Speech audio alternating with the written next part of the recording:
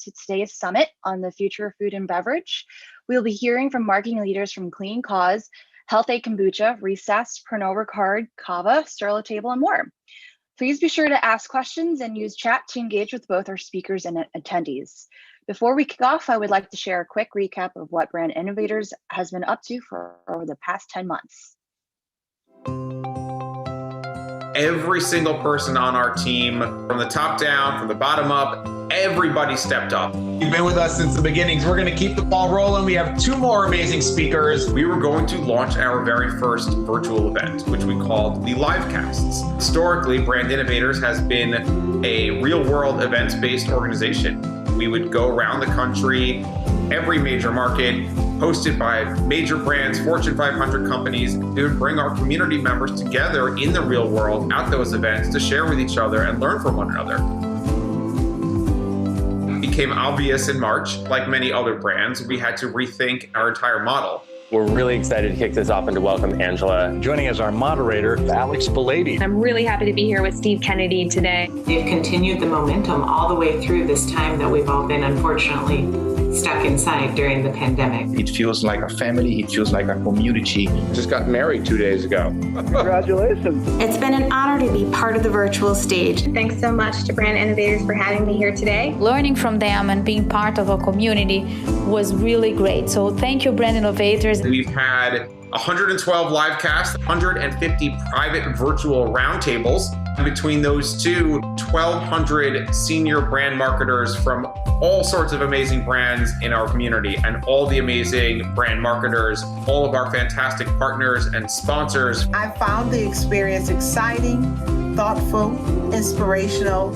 I look forward to when we're back in person, but until then, this has worked very well. If you haven't attended, you should, and you should bring your team with you. No, I'm going to be a marketer for the rest of my life. It's great, Chris. I love it, bro. Full creative power, and they're like, you know what, you know best, you do you. How is working from home going for you? It's probably driving my wife crazy. Fantastic job moderating. This is really wonderful. Thank you all.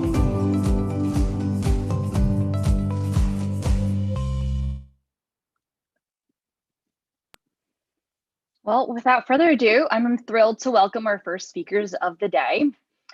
Wes Hurt is the founder and CEO of Clean Cause. Clean Cause donates 50% of profits towards addiction recovery and has granted over 1,900 sober living scholarships, representing more than $950,000. And this session will be moderated by Tiffany Pettit, Director of Strategic Partnerships at Influential. Welcome to the stage. Thanks, Pearl. Hi, Wes. How are you? I'm doing well. How are you? Pretty good. Good morning from the West Coast. A little bit earlier than where you are right now, but glad to be here. Super excited to talk with you today. Yeah, for sure. Thanks for having me. Of course. Let's just kick this off. So we know a lot about Clean Cause, but I'd love to hear from you more about who you are, brand ethos, how you guys started, what your mission is. Give us the go around about Clean Cause and what you guys have been up to these past couple years. For sure. Yeah, so my name is Wes. I'm the founder, based in Austin, Texas. I'm a dad of 2. I'm an entrepreneur. I am a person in recovery from alcohol and drug addiction for about 6 years now. We started this in Austin, and I say Austin a lot because I'm really grateful because they embraced this out of the gates, and it's been fantastic support. So I have a lot of love for Austin. But we founded the brand on the mission, and before we had a product or a name, the mission was there, and it's always been our North Star to create a sustainable system and a sustainable source of funding to help combat addiction and just support folks out there who need it. And so it was really simple to answer those questions now, is that it's always started with the mission in mind. I love that, especially because, given not only the year that we have, but I feel like as we continue to grow as a society, as people, brands are thinking more about, and dare I say it, authenticity and, having a story behind just the product that they're putting out there. How do you guys approach, the marketing strategies that you have in thinking about evangelizing who your brand is in a way that's also, innovative for lack of a better way to say it. How are you guys thinking about marketing moving forward, thinking about, maintaining brand ethos, maintaining a message behind it all, and not just, product promotion for the sake of it? Yeah, I mean, it's difficult because the temptation is like, well, you got to push your product out there. You got to go do this perfect shot with the right lighting and all that stuff, which, by the way, I'm doing a little product placement throughout the Same. But, oh, right on. But it's because I'm doing the promotion, but I need the caffeine right now. But sorry, I just got distracted. At the end of the day, I came up with like a little mantra internally, and it speaks to like messaging in general. And it's if you don't feel it, forget it. Because all of us, especially in this digital age of filters and pictures, and all of us have like the badass cameras that can do it all. We're just commenting on aesthetics, or we're thinking that versus, and that's with our eyes. And yes, it translates down through, but like, I want to move people. I want you to feel it. And if you feel something, you don't forget it. And so to me, I know that's like just some philosophical high level thing, but for me to guide your content, and I tell our team that like, listen, I want to simplify it for you. I can't play whack-a-mole as a founder who thinks he knows how to connect with people more and then come and look at every single post and be like, well, doesn't look authentic or whatever. And so at some point you start to realize it's like, what are the principles you stand by? What are the philosophy? What are you trying to accomplish? And for us, it's to move people. It's to genuinely connect with them. But you've got to buy into that. You have to say what moves them. And then you stay focused and you stay the course. To me, purchasing this is the byproduct of understanding and really connecting with the consumer in a meaningful way. I love that. And it's like, I mean, it's a testament to you because you've also been, at the forefront of it, not just behind the scenes in a lot of the work that you guys have done. I mean, you can scan your social pages and see you out there. What is the creative process like? Have you always been, wanting to be, really involved and have your teams involved and the people that, are very representative of it? What's that creative process like for you guys? Well, it depends who you ask.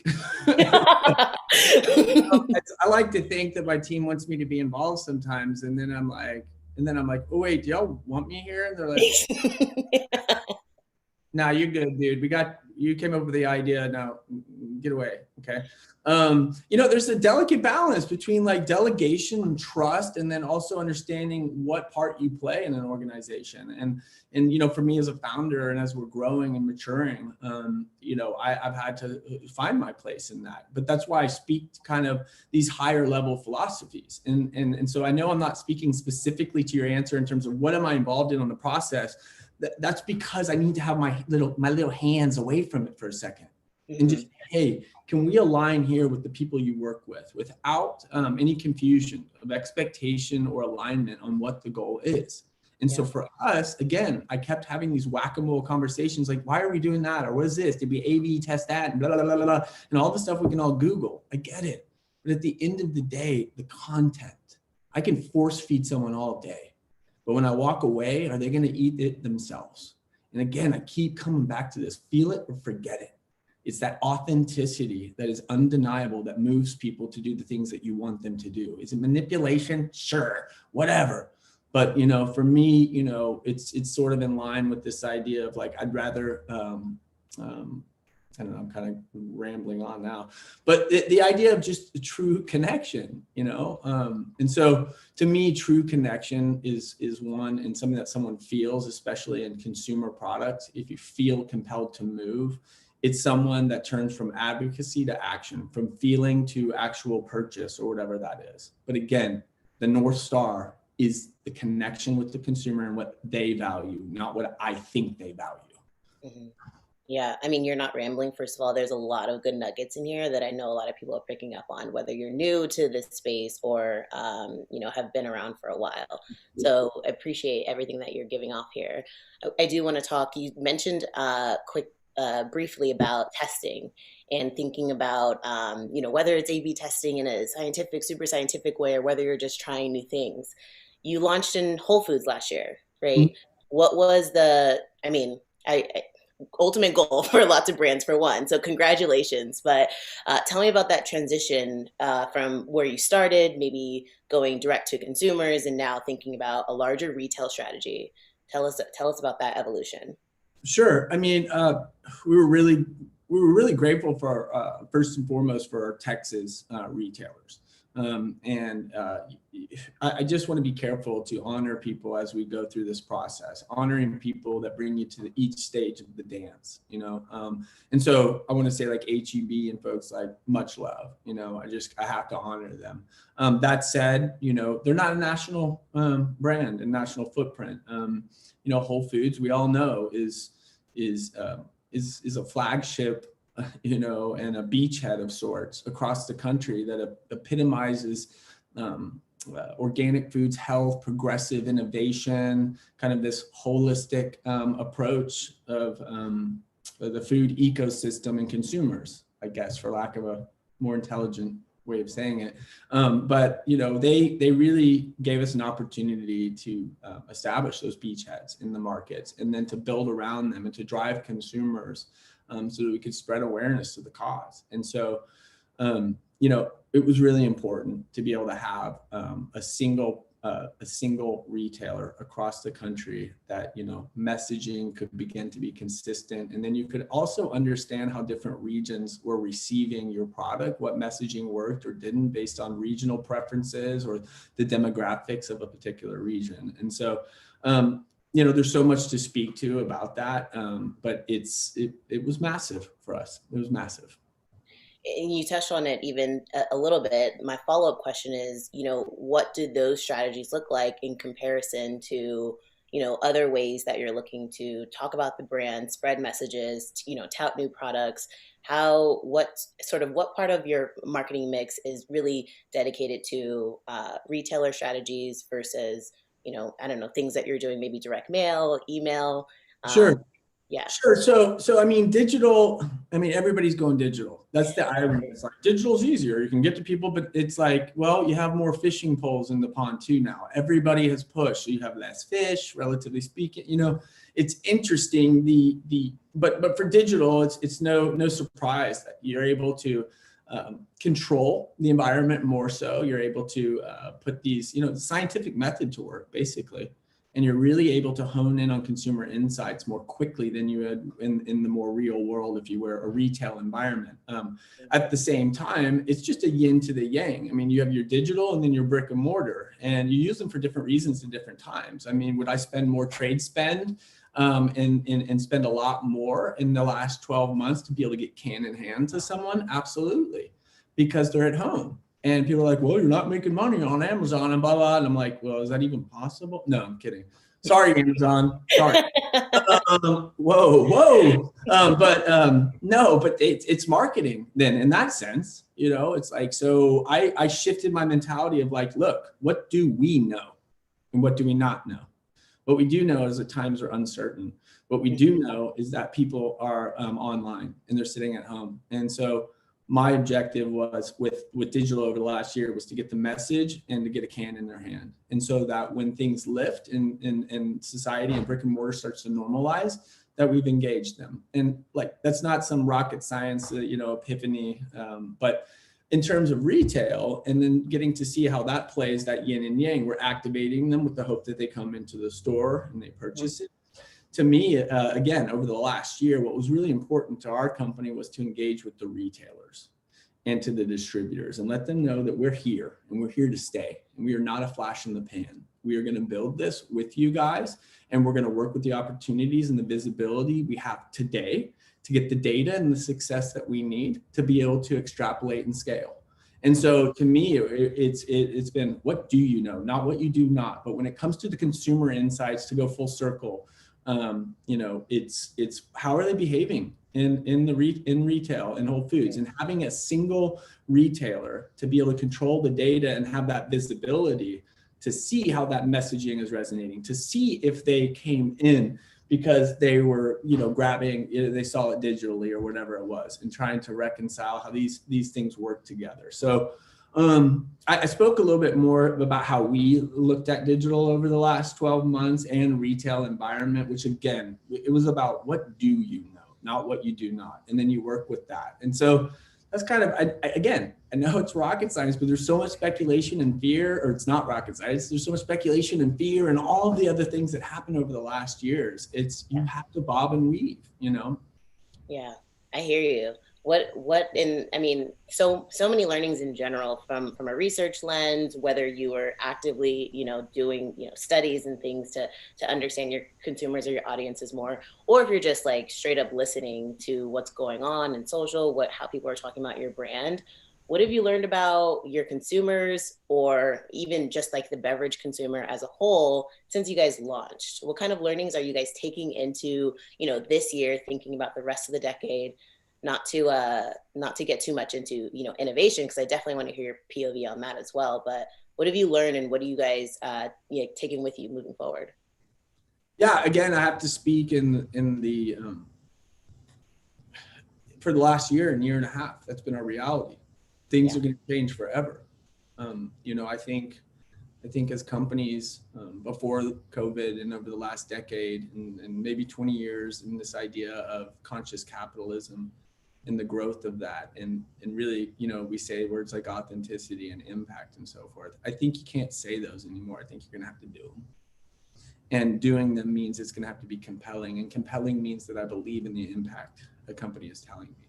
And impact that I believe in my opinion, is something that's relevant to me and that affects my life. And in this day and age, more directly than it did before. And so, I encourage companies out there. This isn't about some optics to say, hey, we do this over here and we do that. There is a benefit of that as marketing, and you should leverage it. Absolutely. But the authenticity of that give back is paramount as we move into these next decades. To me, it's reconciliatory for our country too. I'm just saying, it's like, I'm not somebody that says that I'm going to tell you what you should do with your money, but I believe your heart should. And I think that we're in a place where, we all, and I say we, anyone watching this, we have an influence within our spaces. And I'm telling everyone out there, you can have your clean and drink it too. I promise you. And the irony is that you can have more of it, but you have to buy into that. It's in giving that you receive. Put money where your mouth is and sit there and say, what is impact? Not what do I think is impact? What moves Tiffany? What does she care about truly? And stop just thinking we know. Go find out. And so what I found out with consumers over the last year was that there were way more struggling even than we ever knew. And then this metaphorical rock bottom for the world that questioned all of our existence and securities outside of someone struggling with recovery. It was beyond that. It just put us in a different space to say, what do we care about? Because I can tell you right now, I don't want as much as I thought I did. I still want a little house in the mountains. Maybe one of my investors is watching. Okay, I still want I'm a capitalist, but at the end of the day, I also know that people are dying daily, and this whole idea of living once, it's cliche. But again, we need to revisit those. You only do live once. What is impact? Can you actually make a ton of money and help a ton of people at the same time? All of those things that we thought we understood that we were living or whatever, let's revisit those words. Let's refresh the definition, and maybe we start to live them, or we decide that we're going to change the word to be more accurate with what we're actually doing. And I need everyone to know that I'm looking at a mirror when I'm saying this. Yeah. I'm looking at a mirror, and I am held to the same standard. I have not arrived. So. Yeah, I love that you're saying this. I think that, it needs to be said more. I don't know that we can ever say it enough, even if we did try to, even if brands have been trying to, all of a sudden get on board since what's happened and, everything that's going on. Be it the millennial in me, I know that when I look at my brands, if I'm going to use a product anyway, why not invest in something that is doing something, or at least saying that they're doing something, and then why not do the work to find out if that's actually true? So, that's. I think I'm sorry. I've got a go for it. I always have to mouth. But one thing you said a word invest. I think that's fascinating because it's a mentality and a philosophy that I try to instill and encourage within our company to think about what we do as investing in others. When someone buys a can of clean or buys a soap that gives 1% of whatever, I mean, and I mean that admirably, like it's noble, it's cool. But when you buy that, I think it's important that you demonstrate to folks that, because we always hear about the butterfly effect or ripples and it just goes on forever, virtuous cycle, but it's like, does it? And can you help me understand that? And I think there's opportunities for us as a brand to be much more clear on that and to be able to really educate better. And we're working on that. But at the end of the day, you know, I was thinking about too much. I start to go a little bit off. You're all good. Invest. I was telling my team yesterday that it's important to think of when someone buys this. So we're all selfish. Let's get it. Let's get honest. And look at you. Cheers. Cheers. So we're all selfish. I'm saying it. If you don't think you are, you're extra selfish. But the point is giving you a product that you're already going to buy. The product has to be able to stand on its own merit. And, you know, we sell better caffeine and it's organic and it's lower calorie and it's better. I'm not going to complicate it. Okay. And then, you know, but the flip side is that cause and that impact and the investing part of it is, and I tell people each time you buy this, yes, you are selfishly scratching that itch for the caffeine that you and I both need. And I get it. Buy 2 or 3 cans. Cool.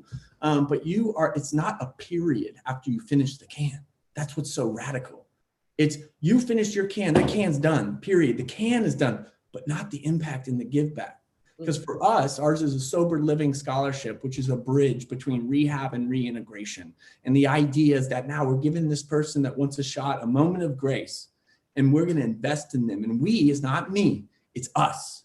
And I know that's some happy horse crap a lot of the time. It's like, you know, together we have donated $7 billion. I'm like, but no, it's real, because that's exactly how the value chain is pushing down and the trickle down effect. And so when you buy Clean or other brands that are actually delivering on the promise, you are investing in our life. You're investing in yourself because you're selfish, but you're selfish because you're buying better caffeine. Good on you. All right. Hey, whoa. I didn't plan that, by the way. That was not and if you buy now, it's 99. Okay. I think it was perfect. I mean, I got chills at a certain point because it couldn't be more obvious too. I told you when I first heard about Clean Cause, it was a gym instructor, a trainer out here in LA that had brought a couple products. And mine escapes me what the actual event or, you know, interaction was, but so easy to understand for one. Like it's clean, caffeine, and then the message is right here on the can. You guys did a brand update with the packaging and everything. Tell us about that process. I'm thinking in my head, it's like a war room brainstorm, throw everything at a wall and see, you know, what makes the biggest impact.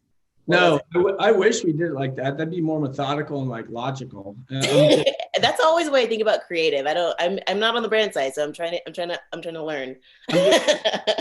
Like, that sounds good. Yeah, let's do that. And it's like, we don't need a focus group with 232 people because that's statistically accurate. Study them, and then be like, nah, it just feels right.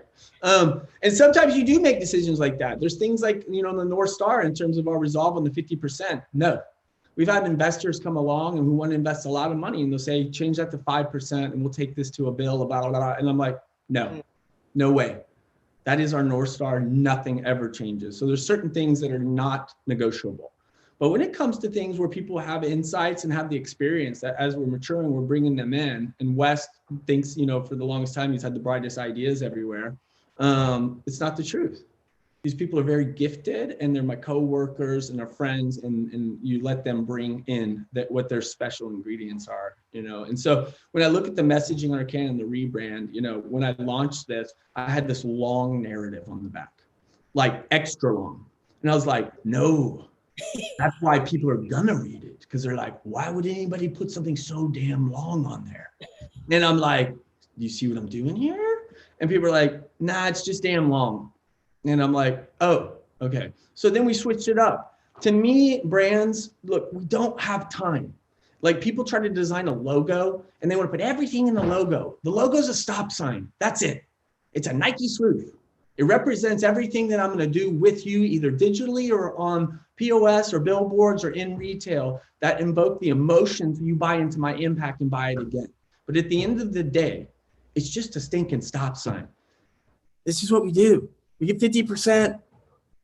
This is what we are, and this is what it does for you, you selfish little Wes. Hey, we're winning. I'll drink to that. It's straightforward. I will too. Right. And I love that you're drinking the lemon lime. It's kind of a joke that like I call it lemon lame because people give me so much. No. People give me so much crap. They're like, that's the worst selling flavor. And I'm like, dude, it's the best, man. Is it really from a research standpoint? Is it really the worst selling? No, it's my favorite. say worst, least selling. The good news is all of our products are within really close to one another, but it's still at the end of the line. And I'm like, well, I'm going to drive the VPOs with my personal consumption then, because we're not discontinuing the lemon lime. It's like Sprite and lemonade had a baby. I mean, it's just, I'm sorry, it's good. Yeah, no, it's perfect for like the morning for me because it's not like straight up too fruity or too it's light. It gets you in there, eases me in. I'm into it. and even like the caffeine, just not having, the caffeine's the same, I think, but like coffee versus this, I still like coffee every once in a while, but this one just gave me, and yes, I'm biased. It's our product. So maybe you should throw out everything I just said. No, I like it. I want to know more about, because there's so many things that I know that you envision for your brand, and maybe they fit in a bunch of different buckets. As a whole, what does success look like for you and your teams? And that could be short-term success, that could be long-term. I could throw out words like ROI and all of that, but I do want to hear more about, mind of a founder, mind of a CEO for a brand like this. What does success look like for you? It's changed over the years, but again, you talk about like, what do I want? What do I need? What is success for me? Do I need $1 million? Do I need 500? But you do a personal assessment on your financial selfish needs, and then you go, okay, what are my aspirations and why? And then, but bigger than that, it's like, I look at, success to me looks like fulfilling the mission, and for this brand being one that stands the test of time. If Coke came tomorrow and said, hey, we want to buy you because we recognize this as being not only a national, but a global issue that will never go away. That's the good news, bad news about our brand in terms of the supply and demand and so forth. It's only going to get worse for a while. But one thing I'm committed to is that mission and, not selling out, so to speak. We have an opportunity to be a proof of concept to show that you can do both, and we have to hold to that. And so my commitment and what the success looks like is not compromising that, maintaining that. So when I'm dead and gone, my kids, they don't have to, I took 35 biking in, I smoked crack and blah, blah, blah. I don't care about that. I care about coming back. That's what I care about. And that's what I care about in people when they relapse. Don't give a shit about the relapse. Bounce back. Let's go. And so when I look at clean, and my kids, and those are the most important to me in my life, is just looking at them and having a legacy that their dad bounced back, and a little piece for them to go on with, and said he didn't waver. He held. He wasn't perfect. He was about 50% perfect. Try to stay consistent, but at the end of the day, I want to honor them and everyone who brought me to the dance. And that's what success looks like. And like I said, it's changed over the last year, where I said, you know what? I don't give a shit about the money. I don't. Because it's just like, I'm good today. And, maybe it's because I have it. But again, sorry, I'm going off on it a little bit because I've been thinking about it lately. But at the end of the day, that's what success, and from a business standpoint, it looks like a sustainable business model. It's just that it's self-sustainable. And that's what it looks like there. But more importantly was what we started the whole conversation with, which was the mission. It needs to prevail, and it needs to prevail beyond me. And, and then one of my lead investors told me once, and it was pretty compelling because I like to whine, and he's really simple and simply brilliant. I'll say, blah, blah, blah, and he'll go like, what's the root cause? And I'll be like, things like that. But he said one time, he goes, Wes, I said, blah, blah, blah. And I thought he was going to say, you deserve it, Wes. And he says, the cause deserves it. And I said, wow, okay. that shifts the narrative, even in my selfish little aspirational mind of wanting to conquer the CPG world because he bounced back from his drug addiction. Awesome. But my investor was right. This cause freaking deserves it because it touches society more than anything else. So you know what? I am going to do a call to action. If you're out there and you have influence, or you know people that can help us move mountains and move this quicker for the benefit of our society, and I mean that, and if you want to call me on that and say, hey, I know somebody who needs help, we'll move. But we are the stinking real deal, and we want to keep going because there was never a time in American history, well, there are, that we need to get going again and rock and roll. And so, wow, that was not eloquent with the rock and roll finish, but there it is. I think so. I think it was. What? You're doubting yourself. I love it. I think yeah. Look, I'm an egomaniac with low self-esteem. And so that's just how it goes. You gotta call out. There's someone saying, love the focus on your connection. Consumers want to feel like they're speaking to you on a personal level. Great job. Love that. That was me though. No, I'm sorry. No, it was Jenna. Awesome. I mean, questions are flying in. I want to touch on them, and then I do have selfishly some on my own, just kind of a little bit just curious to know. But I will touch on one to start. Someone's asking, what trends in consumer behavior are of particular importance to you and perhaps other marketers now? So trends in consumer behaviors, what's of particular importance to you right now? I mean, function. When it comes to the actual product itself. And then, in the same way that we speak of impact, authenticity, and folks understanding and really believing in that impact, the function needs to deliver.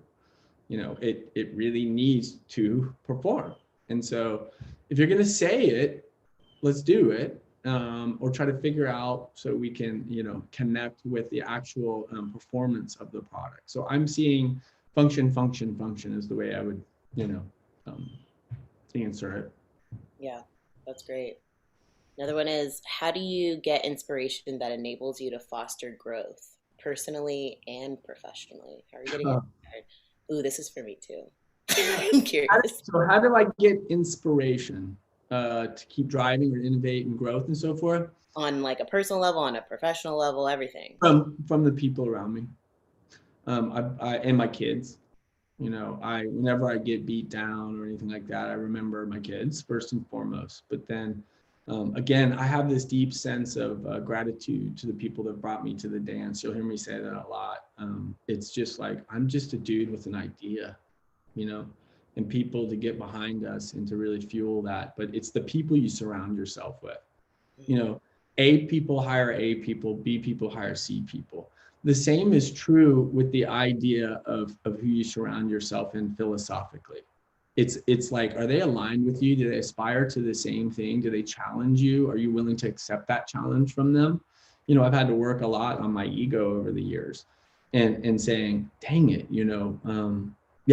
it's saying it's constantly, it's just a maturation process as you're growing, bringing in more people that have had the experience that you haven't had, and then listening, and then aggregating them all without compromising the foundation, which is those certain things you don't negotiate on, period. And so I get inspired by the people around me for innovation and growth, and then to what the consumers are saying.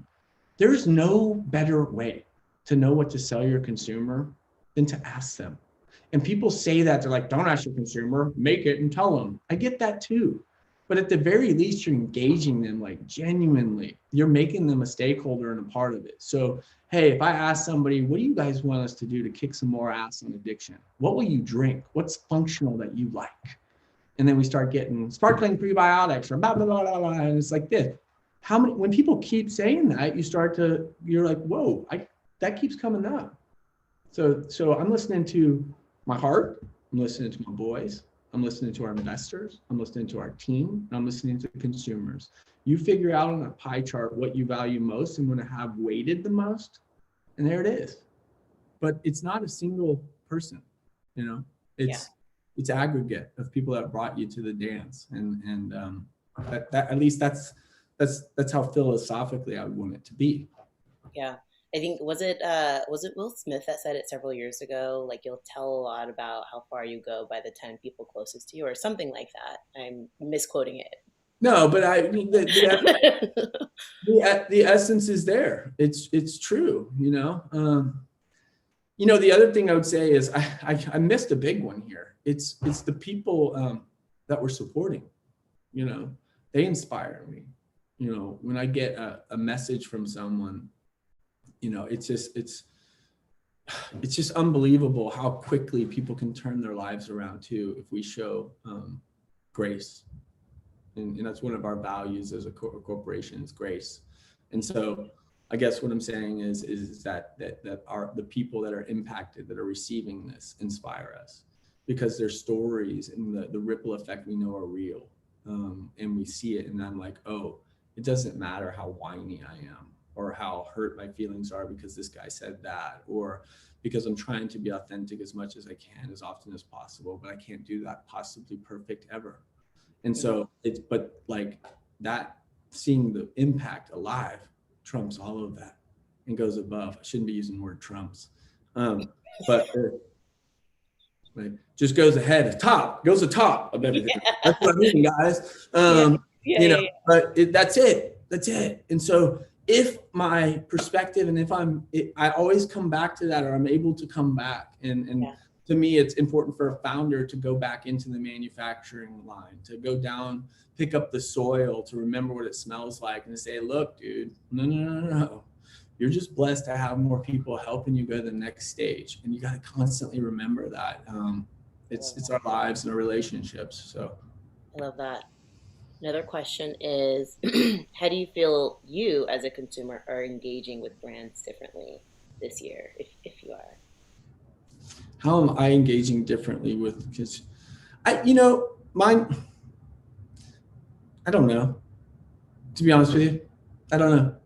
I don't really have an answer for that, because I think being in the industry, you're just constantly looking at everything. So engaging for me is more like I'm behind it than I am on top of it. And I'm a consumer of my own product. So that's kind of like, I'm engaging with myself. I'm like, these are so good.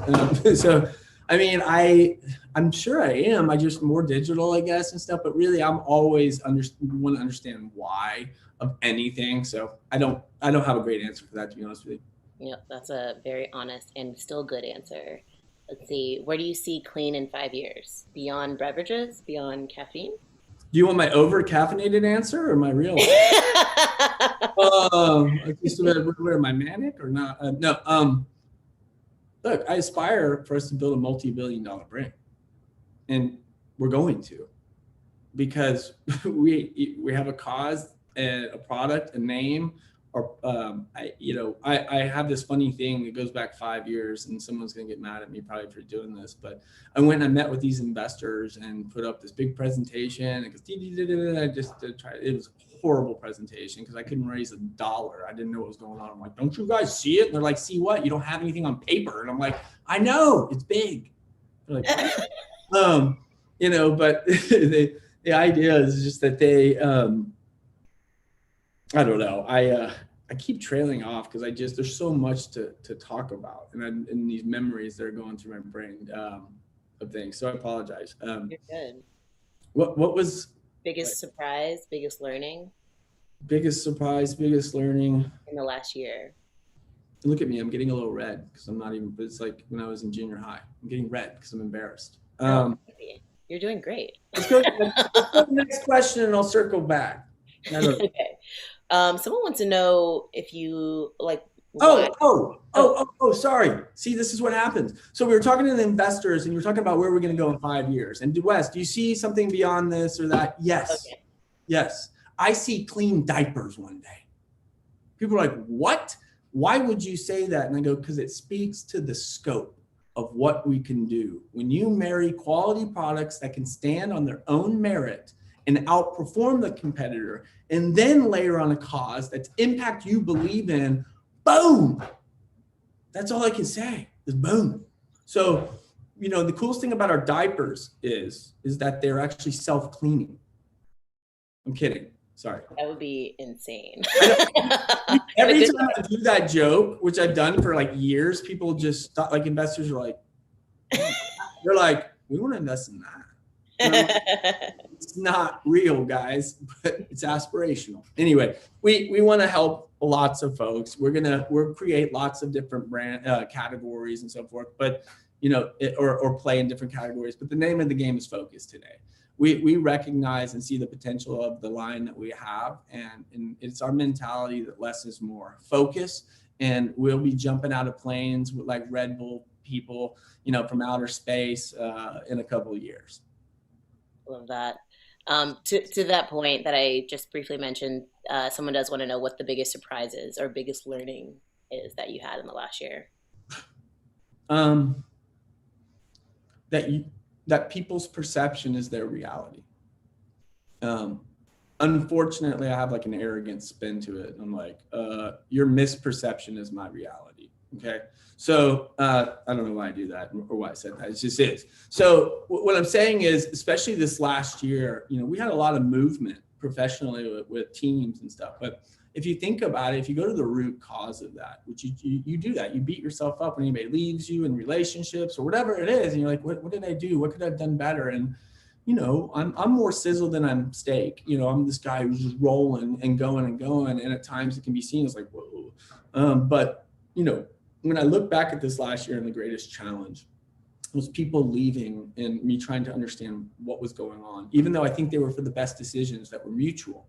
I'm like, what happened? And trying to identify the variables that contributed to that, what part I could own and improve, and what was just outside of our control. And so what happened this last year, our security was shook beyond belief, all of us. And so when I look at the challenge of that, going and saying, hey, how do you ensure that people feel respected, secure in an unsecure world, to where that, but not overly, to where it becomes an unhealthy dynamic of professional and personal. But I've seen that you have to lean in more today than you ever had on the personal side, which I think also speaks to our cause, and it speaks and revolves around mental health. And there's 100,000 more people died in 2020. It was estimated. They were called deaths of despair, and they were related to alcoholism, drugs, and then just mental health in general. But at the end of the day, I would say that was been the greatest challenge, is trying to understand what makes the other people tick truly, especially when the environmental factors are outside of their control. And this was a historic thing, but the principle will stand the test of time, which is me understanding, and this is what they teach in sales and stuff, like, what does Tiffany need?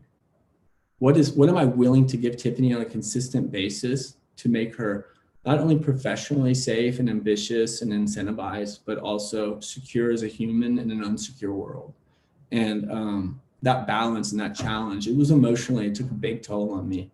It was a really painful time over the last year. Beyond the obvious things, it was more of an emotional, painful time, because I take a lot of stuff very personally, and I'm an emotional dude. I mean, I'm like an egg. Like, it's a little crack, and it's just like, I'm open. But so I'd say that was really challenging this year.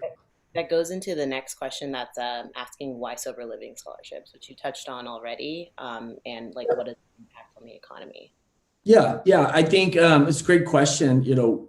I wanted something that was digestible to the consumer. And again, I said earlier that we still have work to do in terms of educating folks. There's assumptions that we make, and we understand that X, Y, or Z gets what we're doing. That's not the case.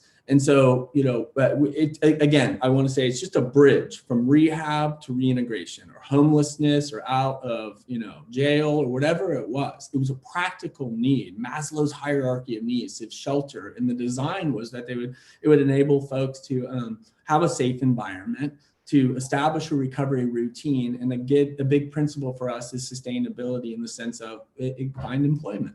Nothing builds self-esteem like self-sustainability. And so we really encourage that. And there's so many opportunities from a programmatic standpoint as we grow and create more funds down the road to be able to take on other aspects of the continuum of care. But it was a really practical need. Pearl, I see you drinking that. I like that. Look at you guys. Woo! I promise, audience, we didn't do this. Did we do this, guys?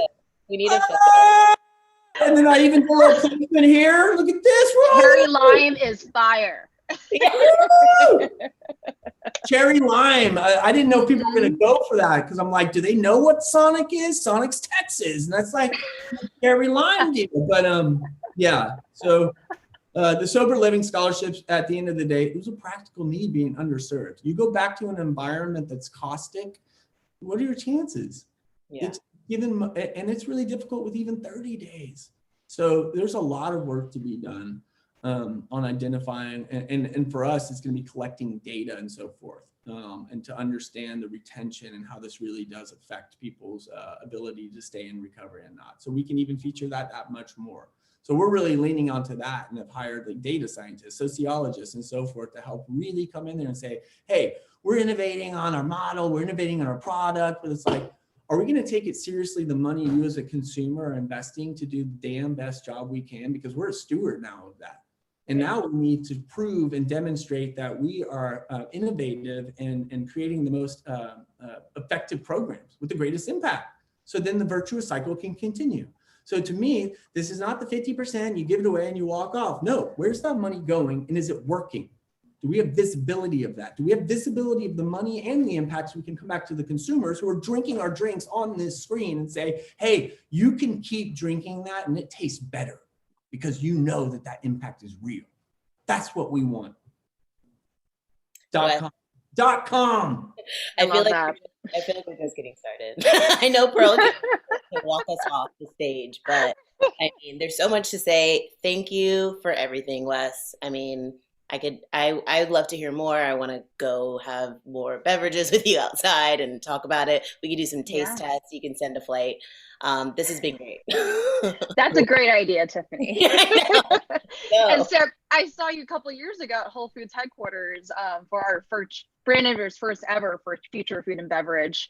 And I think we were so high that day off of all those drinks that you brought in. And now I see you guys everywhere. So it's great.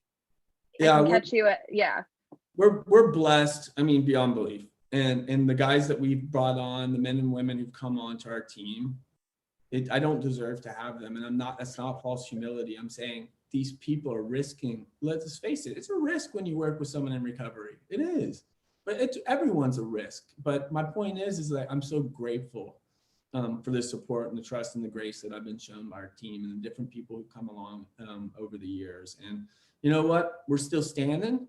I call this business and CPG specifically survival of the fittest. If you can survive, you can thrive. Keep pushing, find the right people and go with your gut. When in doubt, throw it out. And we'll finish with this one. If you don't feel it, get it. There's so many gems. I hope we're getting all these beautiful moments right now. Totally. Thank you thanks so much for joining us, you two. Hey, can we do a virtual cheers? Of course. Into the camera. Boom! Woo! This is sugar-free, but it tastes so much sweeter because I know what you guys are doing. That's right, and that's the idea. And you know what? I just recorded that, and you are going to be the testimonial on our website, so thank you. That's how we create our messaging. See, you just said it. I love it. Thanks, guys. Well, you guys have to come back soon so we can continue this conversation. And we're going to take you up on that tasting. You got it. All right. Thanks, guys. Have a good one. Have a good one. See you soon. Bye. Well, that was such an inspiring story to start off the day. Now up we have Shrey Joshi from Health Aid Kombucha and Robert Wallace from Tall Wave. Shrey is the head of growth and digital at Health Aid. He's the nerd of all things marketing, consumer insights, and always try to figure out why consumers make decisions and how we can bring those learnings into the marketing. In his previous life, he used to be a nutritional biochemist. Moderating this session will be Robert Wallace, partner and VP of corporate development at Tall Wave. Welcome to the stage, you two. It's good to see you. Great to see you. Are you back in LA? I'm still here in San Diego enjoying this weather. Man, good for you. I just assume that everybody at Brand Innovators at this point has to use the bathroom all the time because of all the beverages that you guys have lined up. Oh yeah. Oh cause. yeah, about to crack this bad boy up. Exactly. A little chill before a little public speaking engagement. Yeah. I see. All right. Well, it looks like you two are ready, so I'll bow out and I'll come back Wow. when you guys are wrapping up. All right, Pearl. See you soon. Well, thanks for joining, Shrey, and thanks for everyone in the audience. My name is Robert Wallace. I am a partner at Tully. We're a customer experience design company, and I am honored. And I'm always these brand innovators events are always so great. But every time I log on to do them, the content's always so great. I'm always like, wow, we have to follow up really great content, and that was certainly the case today. So. It speaks to how great Brand Innovators is. But welcome, Shrey. I thought before we jump into it, and hopefully we'll just have an open conversation about all things innovation and marketing and the experience that you're trying to build for your customers, both in store and digitally around Health Aid, and talk about that brand. But why don't you take a few minutes and just talk about yourself and your role before we jump into it? Perfect. So thank you, Brand Innovators, for hosting me today. Super excited to chat, and continue our conversation from yesterday, Robert. So sure. As everybody can see on the screen, my name is Shrey Joshi, Head of Growth and Retention here at Health Aid. So I manage all of our direct-to-consumer business, have that be through healthaid.com and all of its subsidiaries. From there, I manage all of our brand advertising efforts and some of our own channels. And then lastly, manage our trade and shopper marketing that has to do with all things digital. Background, as Pearl kind of touched on, used to be a nutritional biochemist, so was really focused in health and wellness in the most nerdy way possible, and kind of decided to, be able to take all that complex information and digest them into, tidbits that people can use on a day-to-day here on the marketing side. Awesome. Thank you for that. So let's jump right into it. You are the head of growth and digital for Health Aid. It has been around for 2012, I think is when it started. And now it's probably the biggest, or is the biggest, kombucha company in the US. Let's talk about a little bit first about the marketplace as you see it and your brand inside that marketplace. You and I discussed yesterday that there isn't to use a cliche example, there isn't the Kleenex of kombucha yet. Most people know what kombucha is, but they don't necessarily have that kind of brand awareness of one brand that owns that or is the leader in the space. Tell us a little bit more about you, how you think about that, and how Health Aid is thinking about that. Yeah, I think that kombucha for the past couple of years has really been a retail and distribution game. I think that it's been a race to, number of stores to really drive that overall growth and awareness. So, there's two main factors there that you're going to win when playing a sales game right off the bat. It's, number of doors that you're in and quality of product for that repeat rate. But once you hit, that, highest percentage of ACV, from there, you really have to switch over to being a marketing company.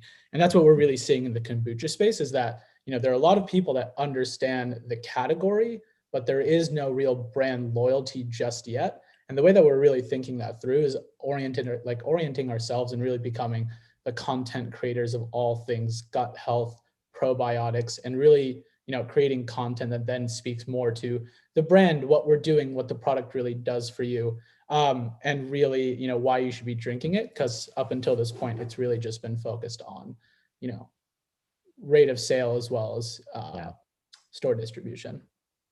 Yeah, that touches on another thing. I mean, clearly the kombucha market is growing. It's about 2 billion globally, I believe, and it's supposed to reach maybe 10 billion in the next 5 or 6 years, which is amazing. But I like what you were touching on, because I think you're thinking about your positioning as a brand differently than just owning kombucha, because that could be a victim, or could be a risk of being a fad or a trend, or being something that's just category specific. And I'd love you to tell us a little bit more about how you think about the positioning of your product more as a solution versus the category it's in. I think kombucha at its core is really all about gut health and probiotics, right? So the way with which we actually materialized that product was through kombucha, but for the long-term goal for Health Aid, it's really to be, the champions and owners of your gut. Have that be from beverages, that is like our core line kombucha that has our prebiotics, or rather probiotics. Have that be our plus line that then adds adaptogens plus the core line, so you're getting those functional benefits. And then, our Booch Pop right now, which is our prebiotic soda. So I think that when, you're looking at the positioning and maybe let's call it the long-term scale of worrying about being a fad versus being, a long-term play, I think it's really like, what is the problem that you're solving for, and what is the size of the market that you're solving that problem for? And here we really think that almost every single person in the US could use better gut health. And that's really where we're really like focusing ourselves on in the next 2 to 3 years, is just being the owners of all things gut health. Love that. Part of that, how do you think about your competitors? So clearly there could be kombucha competition, category competition, there could be gut health competition, and then there's just overall CPG and beverage competition. Right. How are you factoring in all those different angles from different companies and brands? Yeah, I think we touched on this. Yesterday, right? I think it's two goals. Number one, we're fighting to solve the problem. And then number two, we're fighting for that space and fridge, especially now more than ever. That fridge space is so much more sacred than it used to be, just because of the number of, retail visits that are happening in general have kind of scaled down. So when we're looking at our competition, as well as just how we're really scaling the business, I think it's really non-category specific. I think for you to really build out $1 billion brand, you really want to have that almost tunnel vision in a way where you're really just focusing on, your category, your product, quality of product and consumer.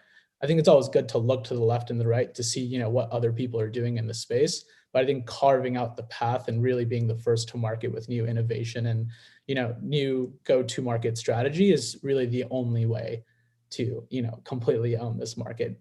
Nobody's built $1 billion brand by copying other people. I agree with that. You mentioned store visits going down.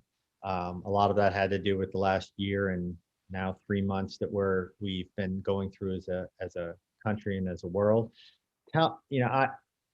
I've had to ask this in every time I've talked to somebody, but tell us about how COVID and how the lockdown specifically impacted Health Aid, some of the things that you either had to do to pivot and react to it, or perhaps evolved, or perhaps seized opportunities that the good side to some of the lockdown for some types of companies and some categories. Yeah, I mean, luckily we were one of the companies that, wasn't affected too much by COVID. We actually ended up having a scaling effect as a result of, people being at home, really starting to focus on their health again after that, first month or two of completely eating like shit and, getting as much takeout as possible. You saw that everybody kind of started to focus back again on health, because we understood that this was going to be, something that was more than just a 3-week, let's call it, stay at home kind of moment. So what we've seen is that really gut health, exercise, wellness, just as an overall, is still really starting to scale, just in a very different way. I think that the way that, consumers who are already our core consumers have, new and different ways of purchasing, have that be through e-com, have that be through Amazon or e-retailers, or even in store, and just getting more of it. And then when it comes to, when we were kind of scaling up as a result of COVID with new customer acquisition, that's really where a lot of our advertising came in, and kind of making that connection with the consumer in home before they went to the store and bought online immediately. Were you driving them to retail, or were you driving them to e-commerce? I think you were Health Aid. There was the health situation that happened in the last year or so, and then also that e-commerce, direct to consumer, that's aspect of things that really pushed all of us, and certainly the e-commerce were probably ahead 5 years. Yeah, you guys were already there and thinking about digital and thinking about e-commerce. Were you pushing that traffic that you were trying with your advertising? Were you pushing that to e-commerce or to retailers, or to you, it doesn't matter? We were really focused on, the gut health education piece of it. So it was always pushing, these more contextual, let's call it landing pages or pages on our website, that was much more value-based. And then we happen to then be able to be purchased online, on Amazon, and retail. I think the real goal for Health Aid is, driving mass awareness and consideration, and then happening to be in the places with which they are willing to buy. Have that be directly from our website, or have that be the next time that they're in, their Whole Foods or Vons at, a much lower price, and they just want to try one flavor out. So really the goal there is, really focusing on awareness and driving traffic to pages that then make you fall in love with the brand, make you want to try the product, or just get you really amped up on gut health. That's fascinating. You're in the CPG world, but I know that digital is certainly a big part of your strategy. How are you thinking about merging or marrying, or even just making the customer experience equitable between the digital and the retail experience, especially given the fact that you're a CPG beverage company? There's a lot of the sensorial and those type of things that usually have to happen in person. How are you thinking about that on a digital standpoint? Yeah, I think that, as you kind of touched on here, there is no ability to really do sampling anymore. There's no real ability to go in and, chat directly with our consumers. So what we've really focused on is, how are we kind of communicating the core, there are 3 core pillars that we're really focusing on right now. Number 1 is really the benefits of the product and, what it kind of does for you net result. So have that be represented through, some landing page, have that be represented through working with nutritionists, UGC, kind of any of those elements. I think number 2, as you touched on, building that sensorial experience, the fizz of the bottle as you open it up, how delicious the actual fresh fruit juice actually tastes. Really kind of just doing the most core and primal selling of Beverage, right? Which is, this product is delicious. And then lastly, the last kind of fit there is then driving experiential marketing, right? How are we then connecting with the consumer in a deeper way that they might have not really thought about, like how gut health then affects mental health, and really talking that through and talking about how gut health is in charge of so many different things outside of just your actual digestion, right? It goes into your mental health. It goes into your skin and hair and nails.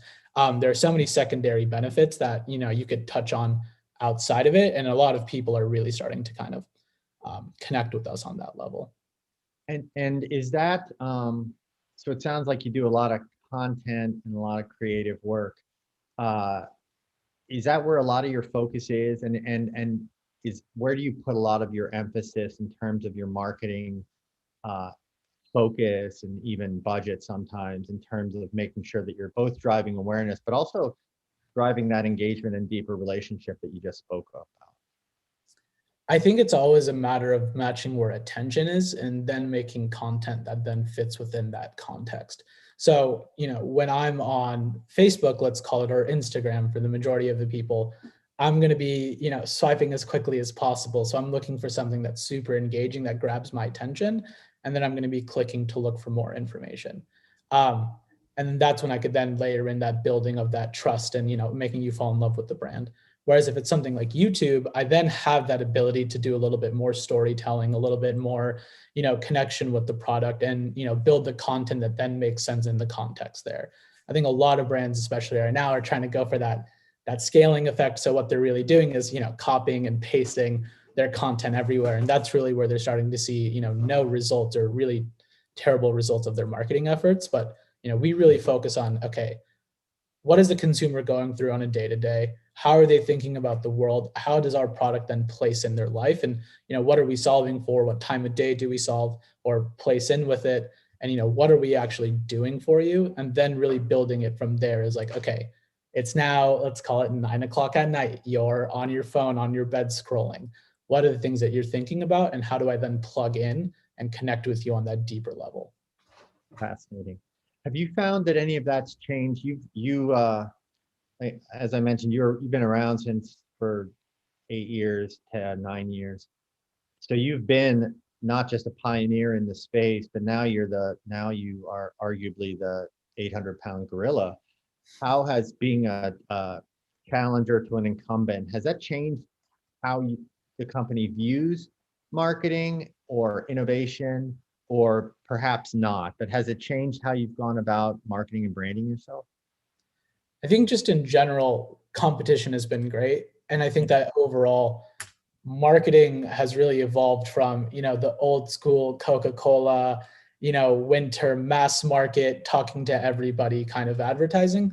And I think just in general, it's now become much more, how are we connecting with smaller groups of people and really touching on them? I think that's then just being represented a bunch of different verticals and brands and, ethoses, where it's like, how do we now start to do a little bit more contextual marketing, that we're now starting to talk to individual people as opposed to at people. Tell us, is that a social, mostly a social media function? Like that sounds terrific, but one-to-one communications at scale is always a challenge. How are you doing that? Yeah, so I think it's really touching on, whom are the demographics that are really working for us right now? Who are the consumers that really try our product right now? And in general, what is it that they really like about the product?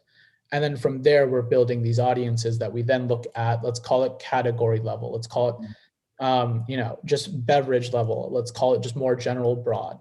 And really starting to break those out. And like, again, just really thinking in that contextual sense, and then just building a lot of variance and having a lot of fun there with the A/B testing with our media agencies. So when we're looking at, the actual marketing, we'll have a major campaign, but then we really focus on, okay, how are we now building these into mini stories, and who are those mini stories going to connect with best? Great. Love that. Let's see here. Tell me a little bit more about, let's see, how are you, tell us, there's a lot going on here and there's been a lot of macro trends in the industry. So at a macro level around food and beverage specifically, if you were to read the tea leaves, so to speak, are you seeing an evolution or any permanent trends that are happening right now, whether it be from the last year or maybe something more in general? I think in general, we're really starting to drink non-water beverages for really two occasions. Have that be functional, you're getting some form of supplement, you're getting some form of added health benefit, or have that really be that sensorial flavor oriented bit. So when we're looking at, let's call it more coastal trends right now, a lot of people are really focusing on, 2-in-1, 3-in-1, 4-in-1 functional beverages or packets or sachets or food, where it's like, how is this solving for a group of or problems that I'm having, so that I'm not putting a bunch of powders together and, drinking that anymore. It's like, how do we just get one final product that kind of then touches on a solution we're operating for? And then I think from there, a really interesting, change in consumer behavior is this reduction in overall, let's call it like seasonality trends. Something that we've really seen on our side is that, you'd think that the more fall flavored ginger and lemon and cayenne and, those types of flavors would do typically better when it gets colder. But, what we've actually seen is, it's a little interesting this year, is that a lot of our more tropical flavors has actually kind of stayed being our best sellers throughout the year. And I think, we kind of started to chat with a lot of our consumers to kind of figure out why. And, nobody's going outside. They're not really feeling the cold. They're looking really for that refreshing, fun element to kind of keep them going throughout the week. And that's then being represented in our more sweeter tropical flavors. So that's something that really blew my mind this year. Do you, I know we're sort of looking in a crystal ball. Do you think that something like that is going to, the change in seasonality and the importance of seasonality, do you think that might continue? Do you think seasonality might be, for a lot of categories or for a lot of products, be dead? I think it's so much more of a function of how long do we think we're going to continue to be the way that we are with just our general lifestyle. I think that if, a lot of the new ways with which we engage with each other and interact with each other, which are typically more in-house, more digital oriented, I think that there'll be that continuation of that trend. But I think as we start to go back to what was once, the normal life, I think we'll start to see a lot of those more seasonal trends come out as a result of just engaging with the environment and the weather outside. terrific. I want to shift back for a minute about maybe a little bit more, slightly more tactical, but certainly nonetheless important to the audience, and that's around measurement and metrics. Whether it be from your marketing efforts or your branding efforts, or even your innovation efforts, digitally especially, how does Health Aid think about measurement? Not just what are you measuring, but what things are most important to you and your business in terms of how you think about reaching your objectives? Yeah, so I think what we could do is go from what's the highest level, and then how is that then represented in like measurable metrics. Yeah. I think that when you're selling a beverage, there's two things. Number one, how many people are picking up the product? Have that be from your marketing, product positioning, have that be from, community, all of the channels that have to do with acquisition and driving new, labels, branding, tone of voice, all of that. And then I think the other measurement of success is then retention, right? This is something that I was chatting about with our director of business development, and I absolutely loved this, which was, there are two main parts to a customer's acquisition. Number one, falling in love with the brand and the product and picking it up. But then number two, what is that actual moment once the liquid touches the lip? And are we providing a really satisfying experience there, as well as then providing that net benefit that people are looking for? Wow. Wow, that's awesome. I never really thought about that. How do you measure it? How you measure how people feel how it actually, the sensorial, as you said, part about all of this as it touches your lips? That's how in the world do you measure that? I mean, it's as simple as how many times are you buying it again after that, right? It's what are the repeat rates of our product? And then the other one is how are we driving, or what is the rate at which we're driving new customer acquisition? Yeah. That customer acquisition could be through digital, in retail activations. That could be from our marketing with, digital, to see what our CPAs and click-through rates are. But really at the core, it's, are we driving new customer acquisition as a result of positioning, marketing, solutions-oriented kind of positioning? And then how amazing is the experience once the liquid touches lips, as we say? That's terrific. One last question, then we are starting to get some questions in as well, so I want to make sure they have enough time. Yeah. I asked about the tea leaves at the macro level. Let's talk about the micro level for a minute. What's next? What's going on with Health Aid, and what's next for you all in terms of new campaigns or new thought leadership or new efforts as well? So what do you see on the horizon for Health Aid? This is a joke that we've been kind of saying to everybody internally, but really the goal of Health Aid for this year, at least on the marketing front, is that you will not be able to not see us somewhere.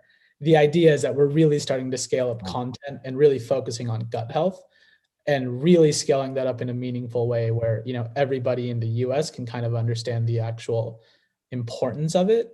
And then however they want to then go about shopping and solving for that solution, have that be kombucha, have that be any other kind of probiotic food.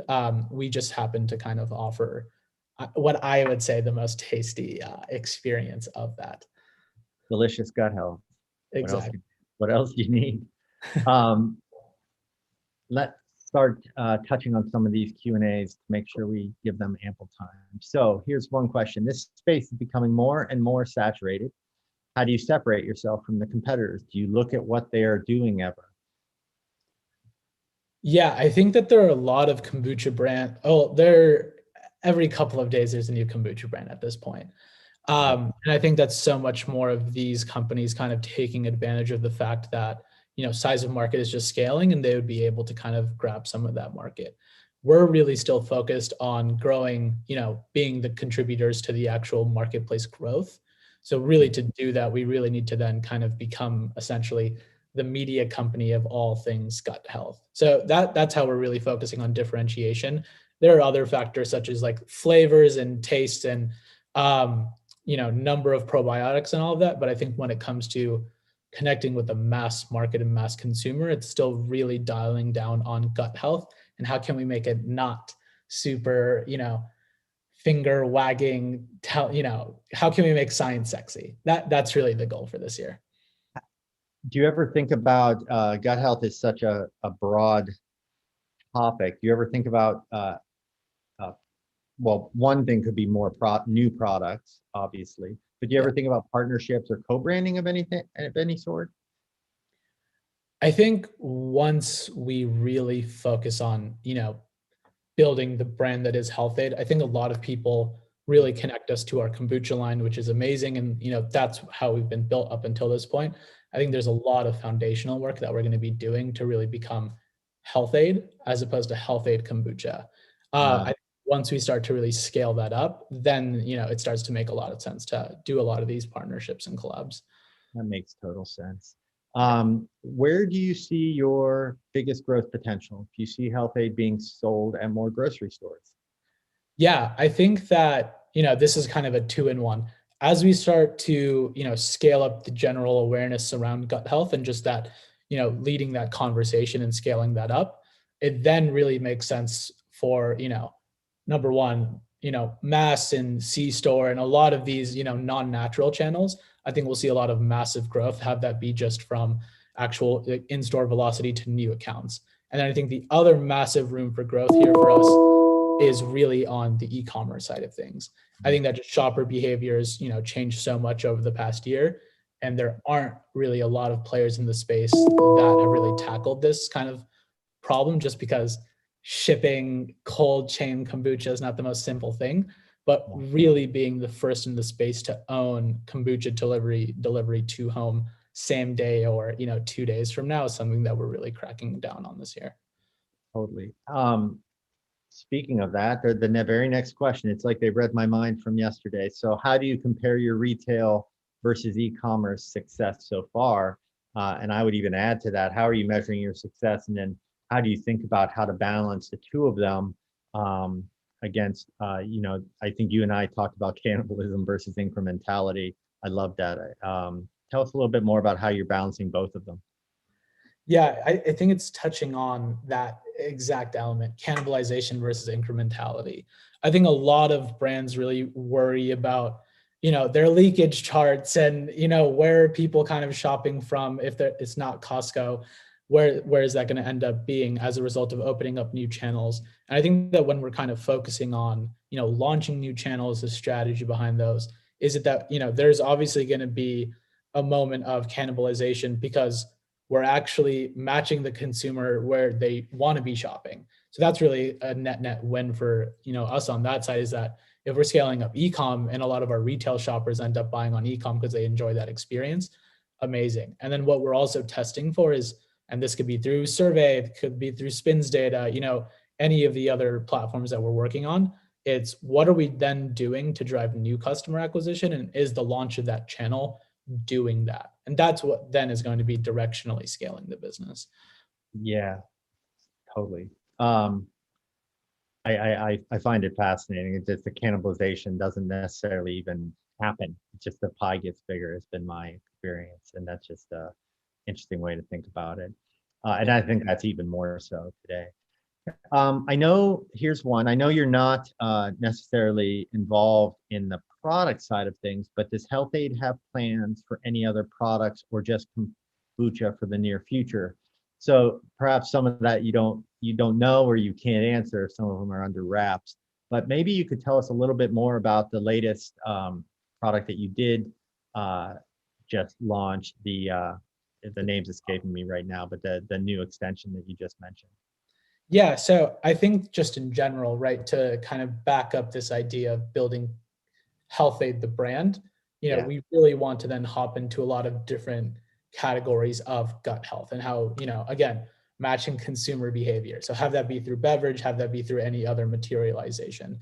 And, what we found that as an intro for gut health, kombucha might be a little scary just because of, the word of mouth of it being a little acidic or, a little too sour or anything like that they've heard from friends, which, personally, I don't believe, but, there are a lot of consumers that believe in that.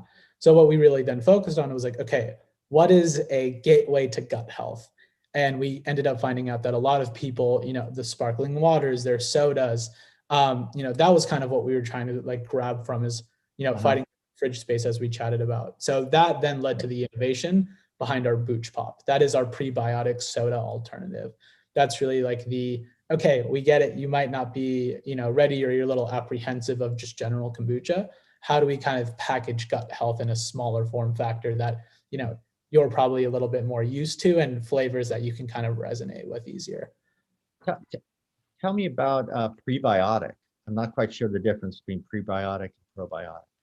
So prebiotics are the flora or are the microbes that then help feed your probiotics and feed your microbiome. So think of probiotics as the little microbes that live in your gut, and you're always kind of optimizing to have a better representation of different types of probiotics.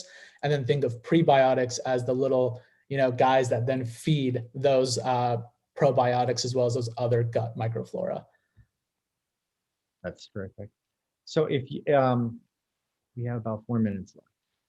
If you had a new CPG company or a new company that was had health benefits and a health related company similar to yours, what are some of the best advice that you could give them as a marketer?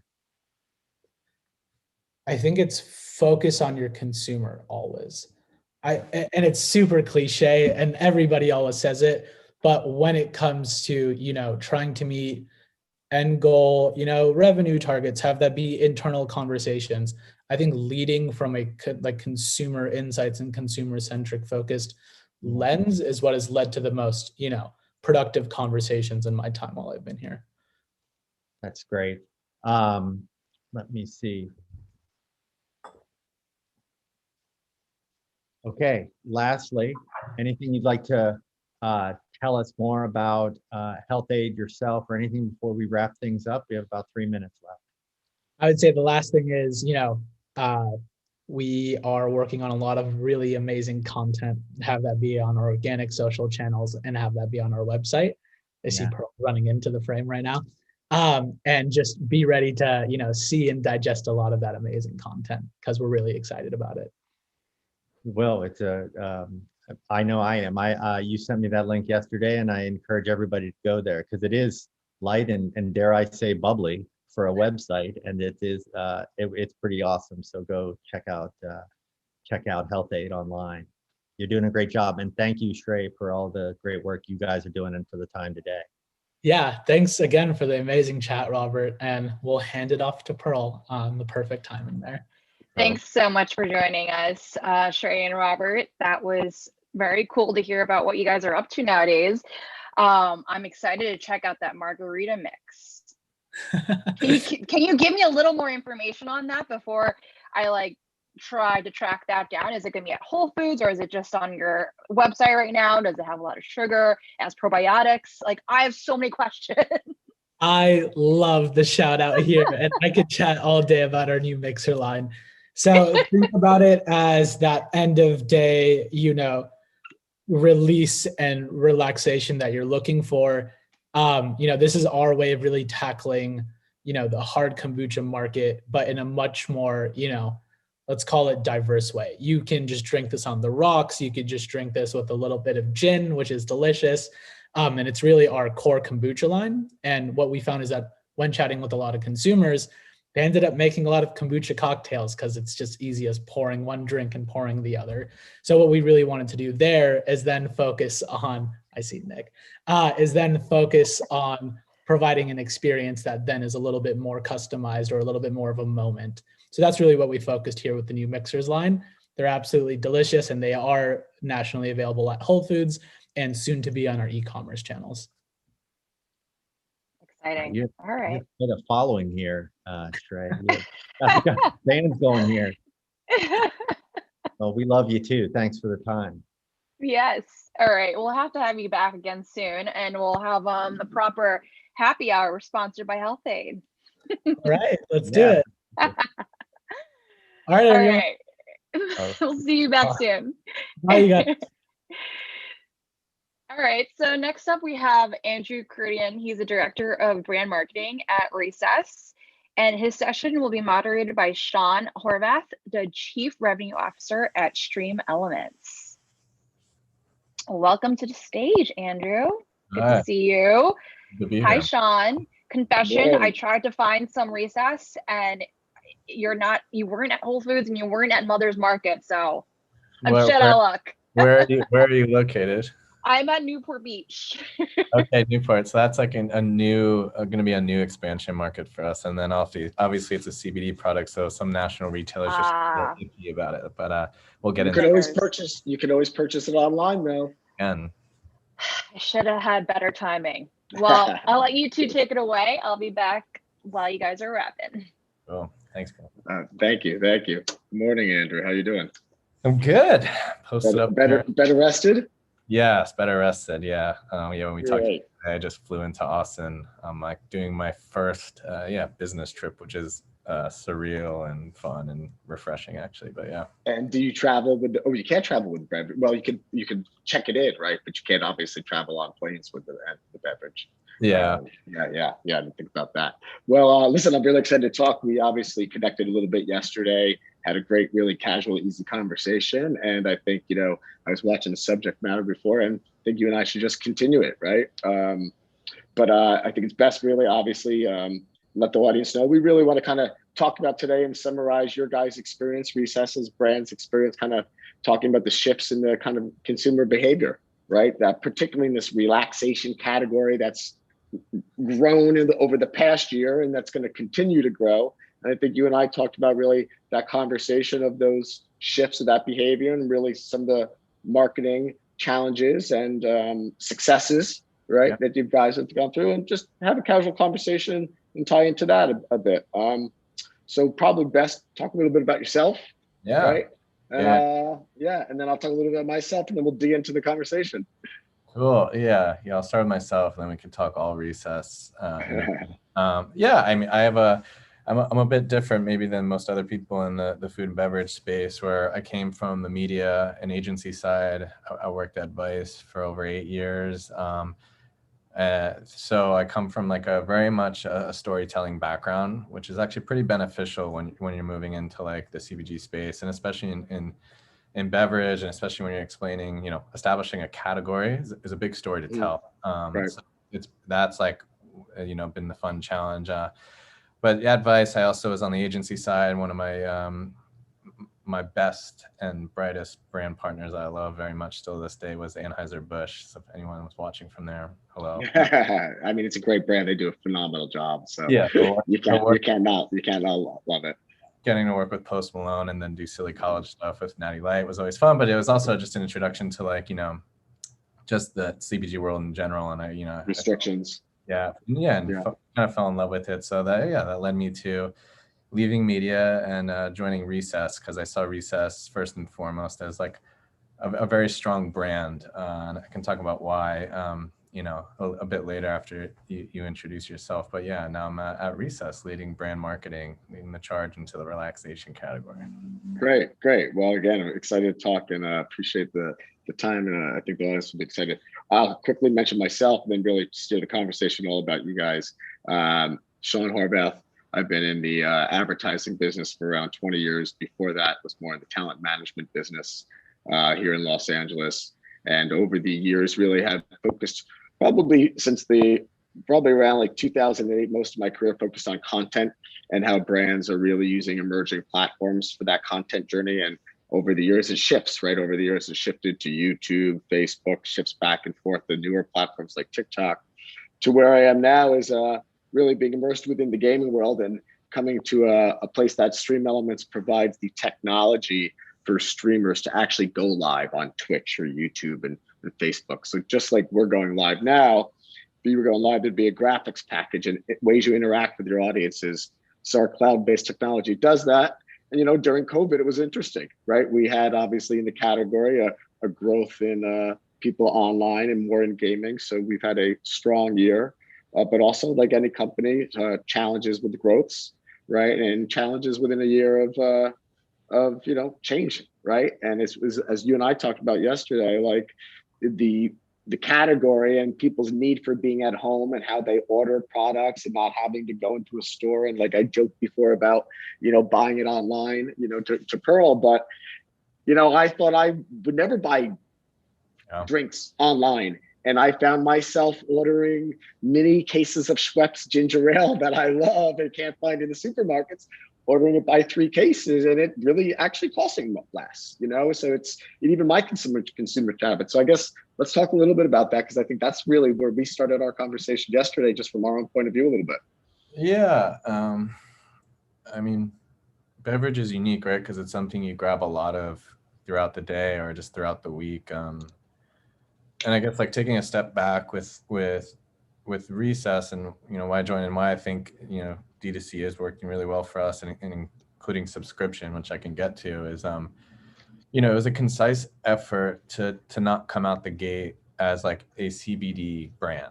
Like, it's like, we talked about that. Yeah. Like, we positioned ourselves as, a relaxation brand, calm, cool, collected, in order to fill this more like macro need state that like, we saw, and a lot of people do see like that, like is forming for consumers, where like they need to just relax and calm down. It's like, you can only push yourself so hard with like energy drinks, like, the like arms race of like canned coffee and cold brew of just getting stronger and stronger. It's like, we talked about it yesterday. There's, even with gamers, there's this misconception, while half of the gamer audience does drink hard energy drinks, the other half, they're like, no, it gives me a false sense of an energy and then I crash.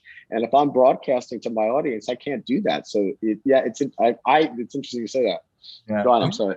And these are all great things, and I love booze too, but people also, I think, especially after last year, stuck inside, you're looking for a bit like any alternatives to relax that aren't wine or beer or liquor. So that was the strategy, and it worked, and it was well, because now we're sort of, we can develop ourselves as this relaxation brand. It's like, I like to say it's like, people don't talk about Red Bull as like a caffeine or B12 drink or company. It's like, they're not a caffeine company, they're an energy drink. It's like it's the feeling, it's like the actual emotion that comes out of it. And that's how we built the brand.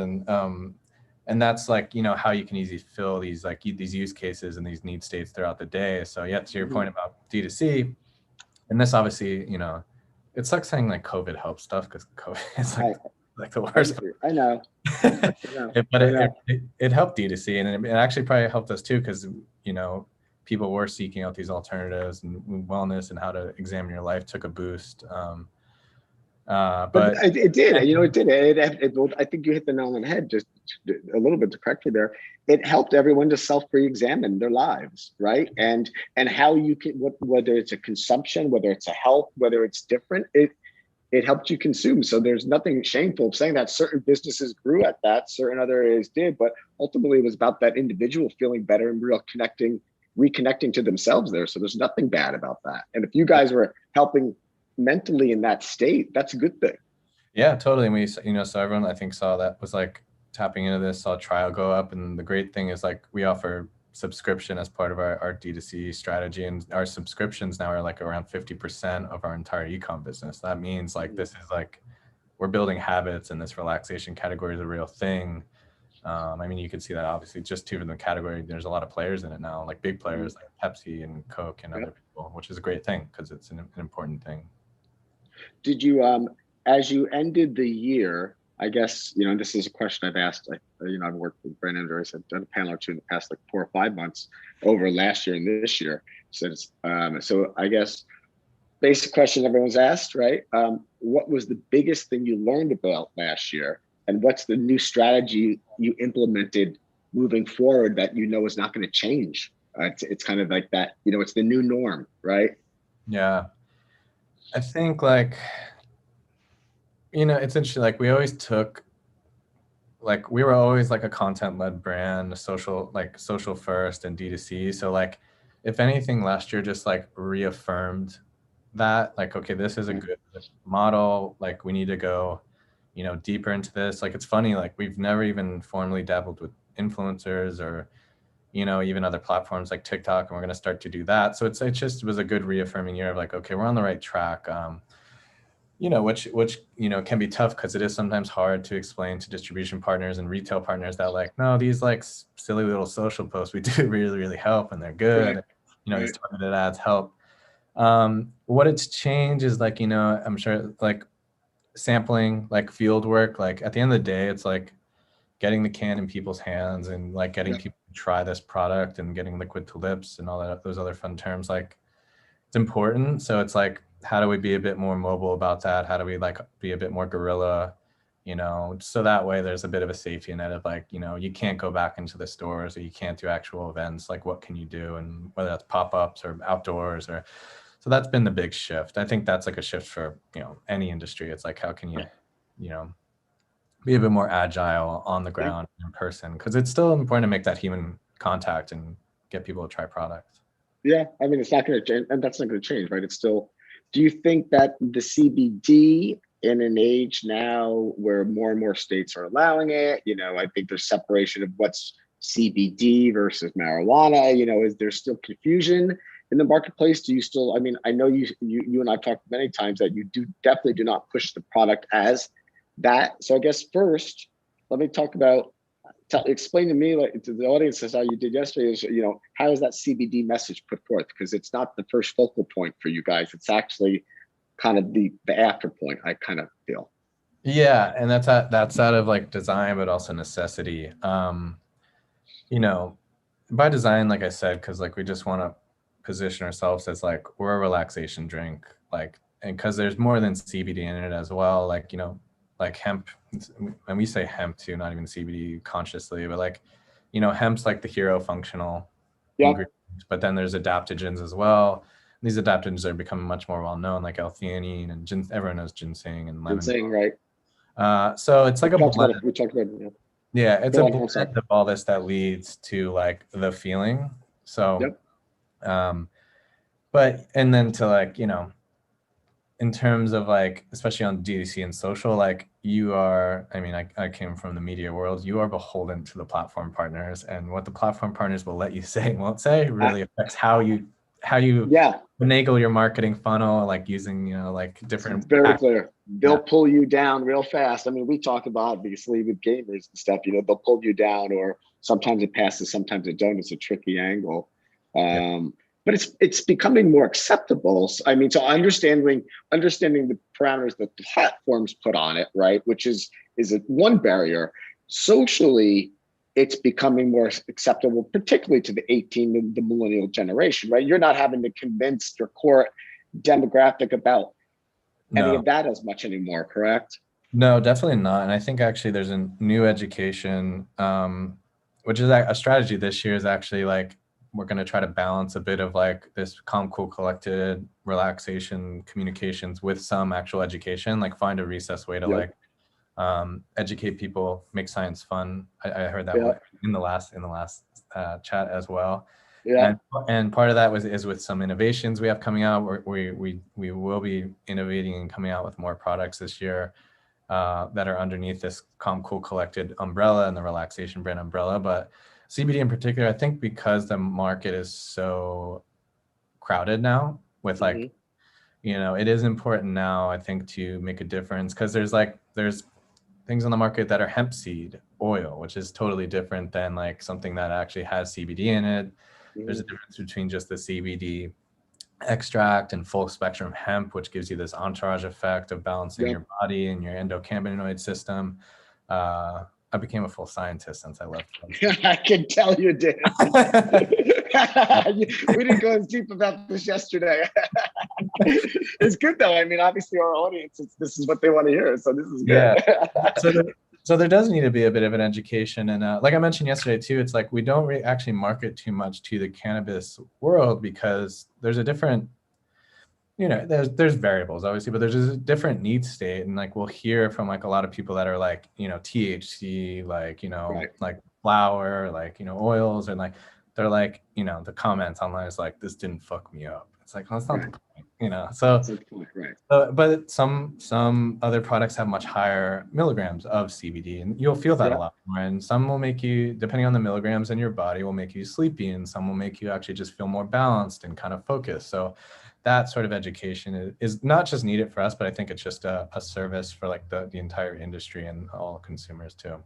Yeah, I mean, the difference between like, you know, well, it's a challenge, right? Look, because you have caffeine. You've got a lot of different messages that you've got to convey somehow in your sale, right? It's not like, you know, it's not like it's a typical energy drink or, you know, a caffeinated drink. You've got different legal parameters, different confined socially how you can communicate the message versus, you know, what the audience already knows right now about it. So I mean, it's a lot of things to take into when you've been building out a strategy. So I always commend anyone in this space, whether it's cannabis or, you know, particularly CBD oils and so forth, and beverages, because it's not as overt as the cannabis conversation, right? So it's and I think a lot of people still tend to mix the two together.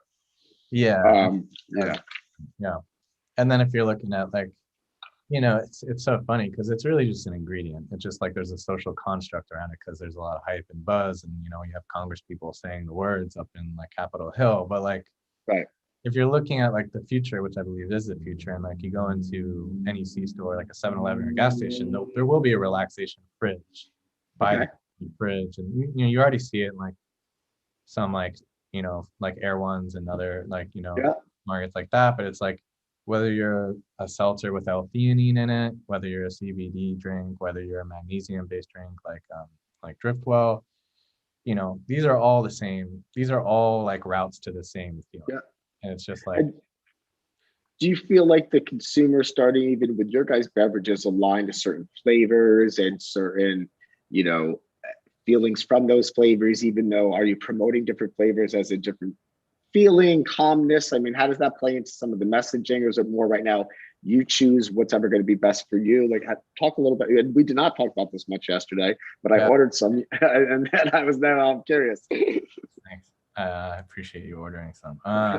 Well, I wonder what you ordered actually, because like the sampler pack is by far the most popular first purchase. I think my husband ordered it. I think that's what he ordered actually. I just yelled out, order anything, so I'm sure that's what he chose. Yeah, and then people pick their path from there. And it's, the flavor is really just like, I think, you know, I'm biased, I think all the flavors are really great. Like, you know, it's definitely a secondary communication on our end, but we brew, and I say brew actually because it's like almost like a tea process. Like, we brew with real dried fruit. Like, these are all real fruits that we work with. It's no like, you know, additives or anything. So the flavors are all really, really great. And that's almost more of just a personal preference. But then we do a bit fun work on like the content side, where the flavors all have their own personalities. So, you know, if you're into that, like that could lean you into like, you know, picking one or the other, where like peach ginger is a bit like of a funny kind of high maintenance character that's like really posh and bougie. Yeah. And black cherry is a little darker and, you know, moody. But it seems just like personal preference. The ones that seem to move are blood orange and peach ginger. I think like coconut lime is a bit more seasonal. And there's different like uses. Like coconut lime definitely seems popular as a cocktail mixer, especially during the warm months, and it depends on how you're using it. Yeah. And we actually just, and like again with the storytelling background is like, you know, we just launched a limited edition flavor called Strawberry Rose. But, you know, with my storytelling hat, I was like, we're going to launch it around Valentine's Day. It's going to be like, you know, dozen roses, you buy a dozen. Of course. So you kind of like, the way I look at flavor, it's like there's obviously people that are just purely interested in a type of flavor because they've had it in other forms of liquids or foods, and like then peach tea, peach whatever. Yeah. And then there should be some sort of a story behind it, because then some people are like, well, strawberry rose, I wasn't thinking about it, but this will be funny to buy for my partner or myself. Or Yeah. Have you? I mean, given the sampler personalities, flavors, and we even talked, I think yesterday a little bit about influencer stuff. Have you guys thought about aligning with a personality, athlete, celebrity? You know, in a world now where more and more people are relying on, you know, and again, I use the word influencer to be any of those things, right? They can be a celebrity, an athlete, a DJ. It could be your more lifestyle. Have you guys thought about, you know, others, and a lot of these brands to jumpstart what they've done, obviously, is align with someone so big to do that? Have you guys thought about that as a positioning to do, or are you restricted because of, again, some of the parameters? Not so much restricted with influencers for CBD, or I just do a good job of like ignoring, not knowing the restrictions conveniently. Until like one of our lawyers tells me about them. But I think more on the influencer side, we're looking at on the CBD side, and I say on the CBD side because we're in the middle. We're going to launch a product very soon that'll be a tad different. CBD sensor needs to be a little bit less education. It's more of like a cultural play. Like, you know, what people need to feel calm, cool, collected, need to focus, need to like be their self during the day to like be more creative, be more productive, you know, like what people are going to grab this as like a replacement for their 2 p.m. coffee. So they're not like totally jacked up, but they had coffee, they got the day started. Now they need to kind of even out. So it could be anyone from, you know, illustrators to general creatives to artists to surfers, you know, and then obviously you got to do some editorial work, making sure people are on brand, making sure, and I mean, we could talk about influencers for a whole hour, making sure they have a genuine affinity for the product and they enjoy it. And, you know, and then on this, we're working through an influencer program right now, more focused on this innovation and this new product, which is going to be a lot more geared towards education and credentials and explaining ingredients a bit more, but in a non-brand way. So, you know, finding that Venn diagram of like cultural but trusted voice in the wellness space. Right, and the content allows you to do that when you're aligning with the right creator. Right, content allows you to do that. Particularly again during COVID, more from their home in a place where they feel more comfortable. You know, I found so many brands surprised, leaned in more to influencers, but just in their home and adapted to some of what they would normally do to their home life, which was interesting. Yeah, we have tons of questions, which is awesome, and I failed to be checking them. And I think we still have a good like 10, 15 minutes of the session, maybe only 10, I can't recall. So if someone from Brand Innovators would let us know over chat, that would be great. But let me start, there's a good 5 or 6 here, so let me start asking some of these to you. Great question. We talked a little bit about this. What brands do you look up to, and other leaders in kind of the marketplace here do you admire? You know, I mean, I mentioned like Anheuser-Busch. I'm a little biased, but I do think they're incredibly good marketers. I think, especially when you think about how big they are, like how quickly they seem to be able to move is pretty impressive. You know, and like you can see like you know, they're releasing a tequila based sparkling you know, a seltzer with Travis Scott. Like that's like a big deal. And like the way Natty continues to move and adjust, you know, they made like a big art installation out of diplomas, and it was technically the most expensive piece of art ever constructed because all those diplomas are worth like God knows how much money. Oh, I didn't know that. I didn't see that. I'll have to look that. It's just funny. Yeah, funny stuff.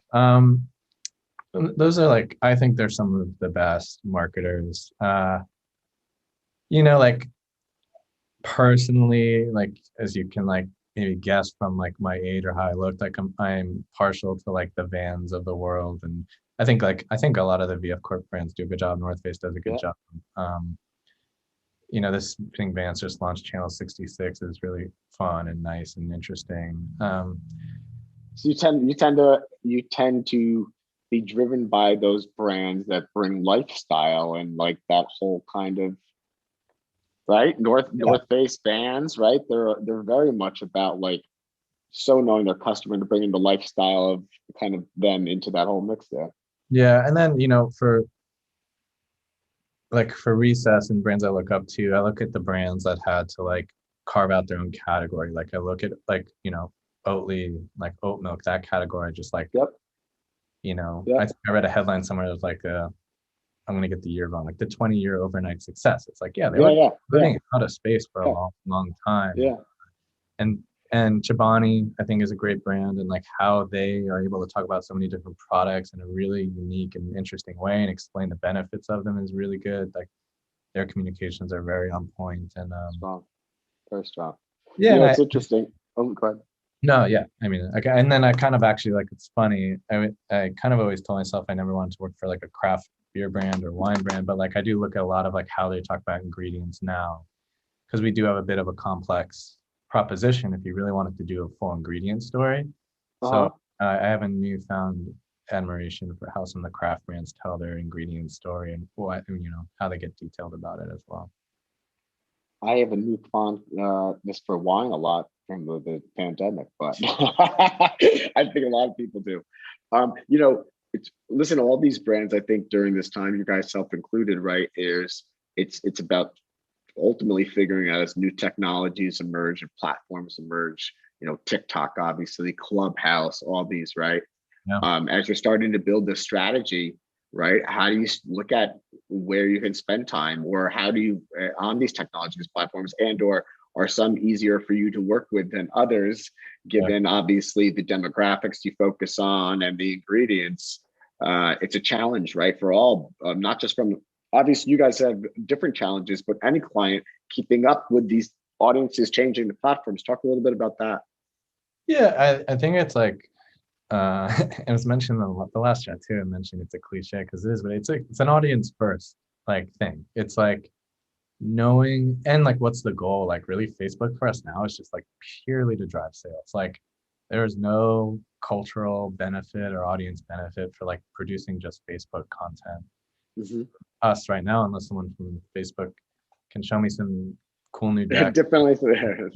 And I'm saying Facebook as the platform, you know, obviously Instagram is totally different and part of Facebook. Instagram is super relevant for us just because of the age and the type of content. So it starts with that. And then real tactically just focus. I believe it's like better to go deep on like X amount of platforms than just try to spread yourself thin and just be everywhere because you feel like you have to be everywhere because you don't need to be.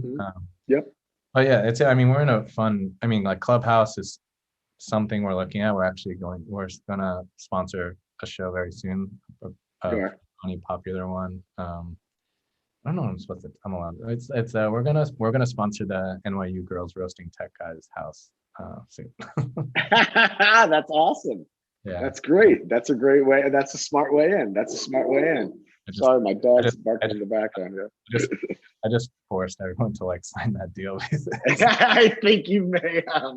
You have a sales rep over there really happy right now. Well, that's interesting. Clubhouse, it's like the Wild West, and that's what's helpful. And some of the platforms are new; they're more open to experimentation and getting things done. And then TikTok is something we're going to go into. Obviously, it's just like a no-brainer. Like you have to.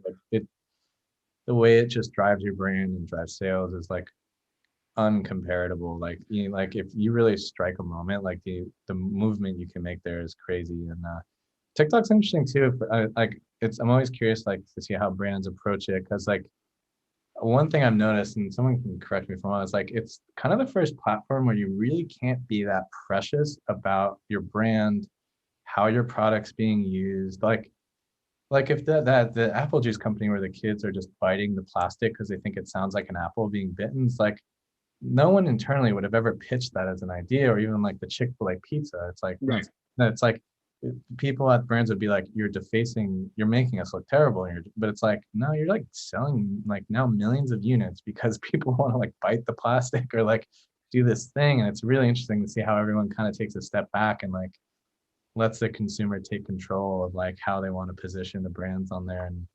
it's very similar. It's almost like, it's a weird comparison. It's like there was that lawsuit with like PlayStation where people were modding their PlayStations and making them better and taking them apart, just like you would if you bought a car. You're legally allowed to do that to buy a car. It's almost like similar, where it's like, you know, you put the word out on TikTok and it's like, you got to let these kids do whatever the hell they want with your product. It's like, that's not the intended use. Like sorry, they're in control. That's going to be interesting for us and for everyone to start going down that road, which I like. I kind of think it's fun. Listen, I mean, it's again, the consumer journey is shifted, right? Like the behaviors have shifted. It all goes back to kind of the topic of what we've been talking about, is what their expectations are, whether it's the technology, whether they align, how they align with the brand. A purposeful brand is bigger now than ever, right? The days when we used to think about just Ben and Jerry's or some of those iconic brands that were purposeful brands. If you don't have a purpose now, even as the biggest brand, and really stick to that, this younger demographic is not aligning or thinking or having the same passion for the brand. So you've got to think about that in a lot of stuff. You know, it's how do you see your audience expanding for you guys, right? Because obviously we've talked about your probably core audience here, about 21 to 34 or someone, I'm speculating, right? But you know, how do you get that larger audience? And is it education? Is it acceptance? right? Are there programs you're going to do to try to get that 49 and over? So I guess there's twofold there, right? Expanding it. And then I think another question in the Q&A was the education and acceptance process. So maybe actually talk about the two to intertwine, because I think it obviously impacts, particularly from a demographic growth perspective.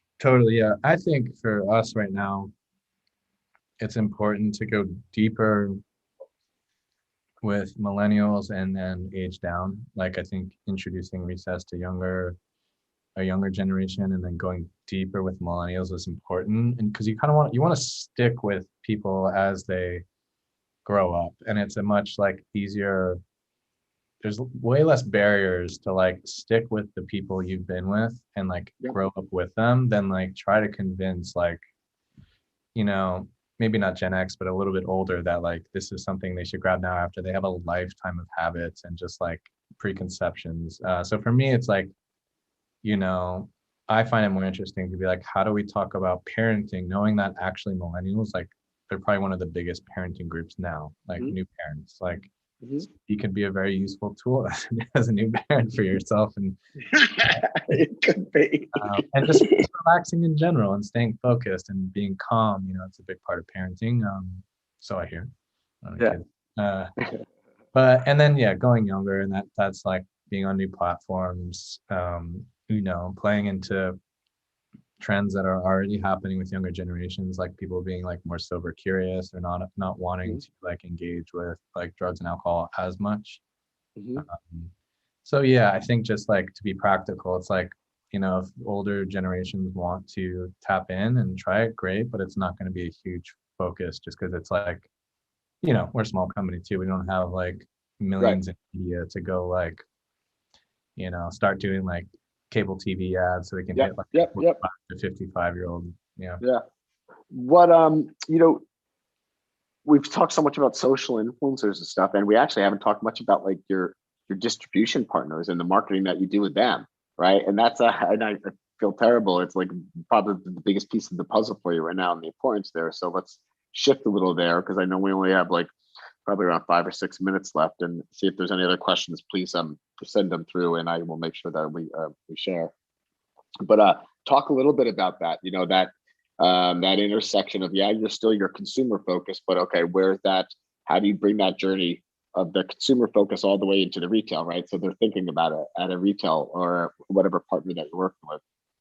Yeah, totally. And I guess I'll like answer this last question too quickly, like the acceptance and education. It's like, it's kind of an industry-wide must have, like it's not just us that need to do that. And we're very active in Washington and with regulatory, both like with our distribution partners and like with the government. And, you know, because there's not just consumer education, but there is also like, you know, the customer education, like, and it's just a lot of it is like the acceptance is there, but for like on the customer side, and this is a good segue into like, you know, field and distributors and actually being on the shelf, is like a lot of people like of the world, like that are national chains and retailers, they're like, we know it's fine, but we're not going to do it till it's, until it's accepted. It's right.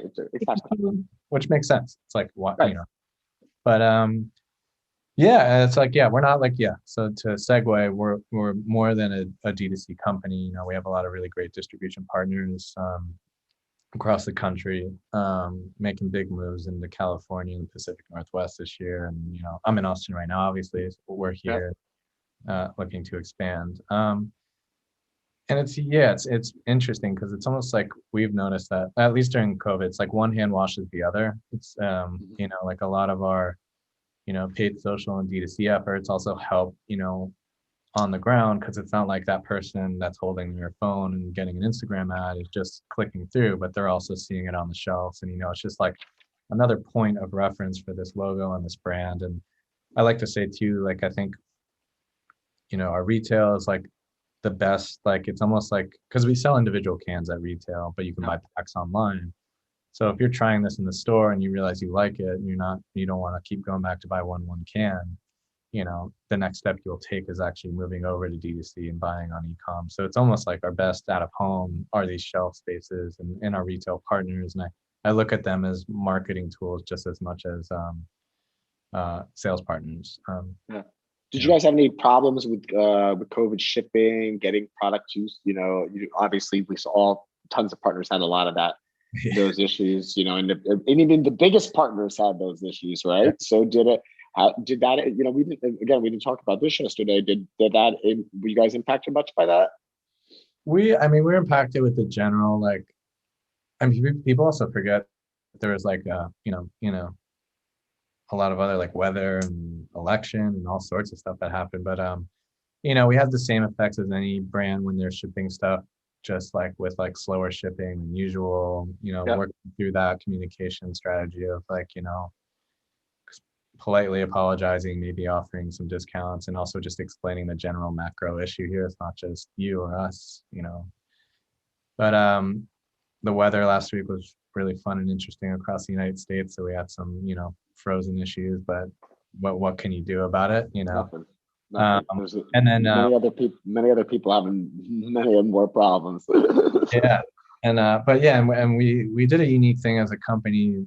A lot of companies did it too, but we're with the launch that's coming up in the next month or so, we built an entirely new product line, really remote during a pandemic. So remote taste testing, remote ingredients, and then obviously with issues of shipping, ingredients across countries and all that. It's been a lot of learnings. And is this the product that you can't talk about that we talked about a little bit yesterday?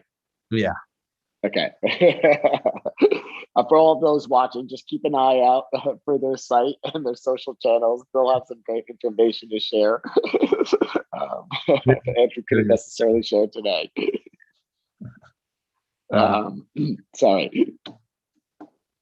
But that's been it mainly. It's same old story for everyone that deals with physical products, and is doing it kind of on their own. If you have partners like Amazon or anyone else, it's helpful. But yeah, what can you do? This is the world we live in. Yeah. Right. And I think, and again, it goes back to, and I think we probably still have to wrap it up here, but it goes back to this year, right? The new norm, right? And what is it's not going back, so I guess what in this year, what's most exciting? Is there something major for the brand that you guys are looking towards for this year? Is it just the continued growth that you've had? Is there, what's the big point, I think, for you guys as a brand for this year? I think I'm excited about expanding our storytelling, building on the great foundation before I got here, and just continue to go deeper with our Instagram content, build out new platforms, I keep saying this, but I want to bring Recess a bit more into the real world. Anyone's familiar with us, it's a lot of animation, kind of fun stuff like Fantasyland, and I want to start showing the product and humans and kind of show the real space, because it's important and it resonates, but balancing that with the animation style. And that's based off some insights too, the consumer, we see UGC, a big thing is people like to pour it into glassware, which is interesting. It is very interesting. Confirming that it is sort of it's an occasion, you're going to take time to dip this and enjoy it, and the liquid does look nice, and it's the can's beautiful too, but it's let's show the liquid, let's show people the bubbles and the color, and real one-on-one stuff. But I'm really excited to do that, and this new product is really, really, really exciting. Everyone keep an eye out. It'll be a moment for us and a moment for the category, and just all the stuff we could do there. It won't have the same regulations, so it'll be a bit, we can go a bit not bigger, but a little more routes to market, and it'll be fun. And then going deeper locally, I think everyone missed just being with people, and I want to be out on the streets and do events. You want them to experience those events back. Yeah, I'm sure that is. That's one of the biggest things I've heard, from everyone, gaming world, wherever, right, is being back out. I would assume that that will experiential, in market will have a huge burst by end year. But I also think it will change, right, where people do it, how many people you have in those events, right? The customer journey in those events, what makes it more special, right? Just handing out a can isn't as much as it used to be anymore, right? Because given that all the experiences that people create, whether it's drive-through ones now or have you, it puts more pressure on you guys. I see Pearl coming on screen ready to kick us off. So before we get the cane pulled. Andrew, this was great. I really appreciate the time, getting to know you yesterday, this conversation today. You know, I'm a consumer in the category. I thought that your guys' message and the little more investigation I've done over the past few days in our talks has been exciting. So I hope the best to you guys in your journey, and I'm sure you and I will keep in touch. Yeah, for sure. Appreciate it. Awesome. It was a really good Thank you. discussion.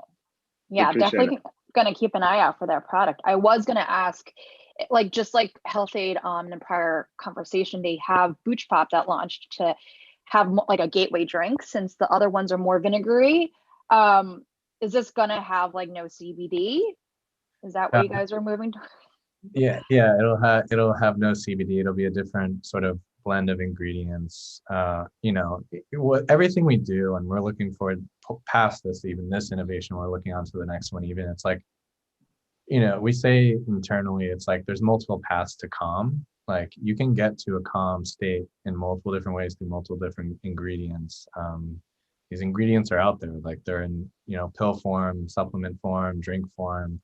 It's just like finding a way to package that for a consumer that makes the most sense and is like the most enjoyable experience. So it's just it's a road we're going to continue to go down. And it's like I like to say we're an ingredient company. Like we're super focused on the best ingredients, best quality ingredients, but we're a feeling brand. We're focused on the feeling first and foremost. And that's what's most important. Very important this time. So important. So important. Well, thank you again. This is great. And I guess we're kicking it over to the other team here. Thanks, bro. Yeah. We'll hope to have you guys back in soon for the new product. We appreciate the time. Yep. Thanks, guys. Bye. So next up on stage, we have Andrew Breimer from Pernod Ricard and Kayal Mathura from Media Monks. Welcome to the stage, Andrew and Kayal. Hey, how are you? Good, how are you? Fellow Long Islander. Yep. Unfortunately not there at the moment, but yeah, it's still out there. Neither am I. My parents are, but yeah, good luck to them with all the snow. Exactly. Well, looks like you guys are ready to go. I'll let you take the mics, and I'll be back while you guys are wrapping. Awesome. Cool. Thank you. Are we on? We're working. This is good. Okay. Hey, Andrew. Nice to see you again. How you doing? Good to see you. Good. How are you? Good. Cool. All right. Well, I guess let's kick this off. Tell me, what's your name? Where did you come from? No, I'm joking. What's we're here talking about the future of food and so on, and drink, of course. Your role at Pernod Ricard is the Director of Commercial Advocacy. Can you take me through what that means? What does that cover? I sure can. Get that question a lot. I think even from my parents sometimes wondering what I even very do. Serious title.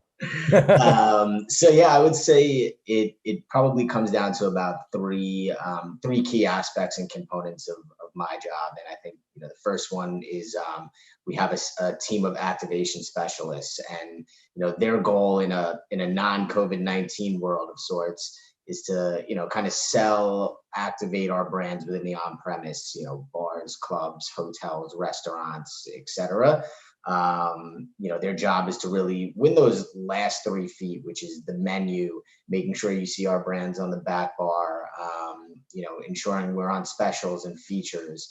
I think nowadays we've kind of pivoted a little bit and had them, working in the off-premise side of it as well, and build some relationships there. And their main goal is building on visibility, velocity, and availability of our portfolio brands.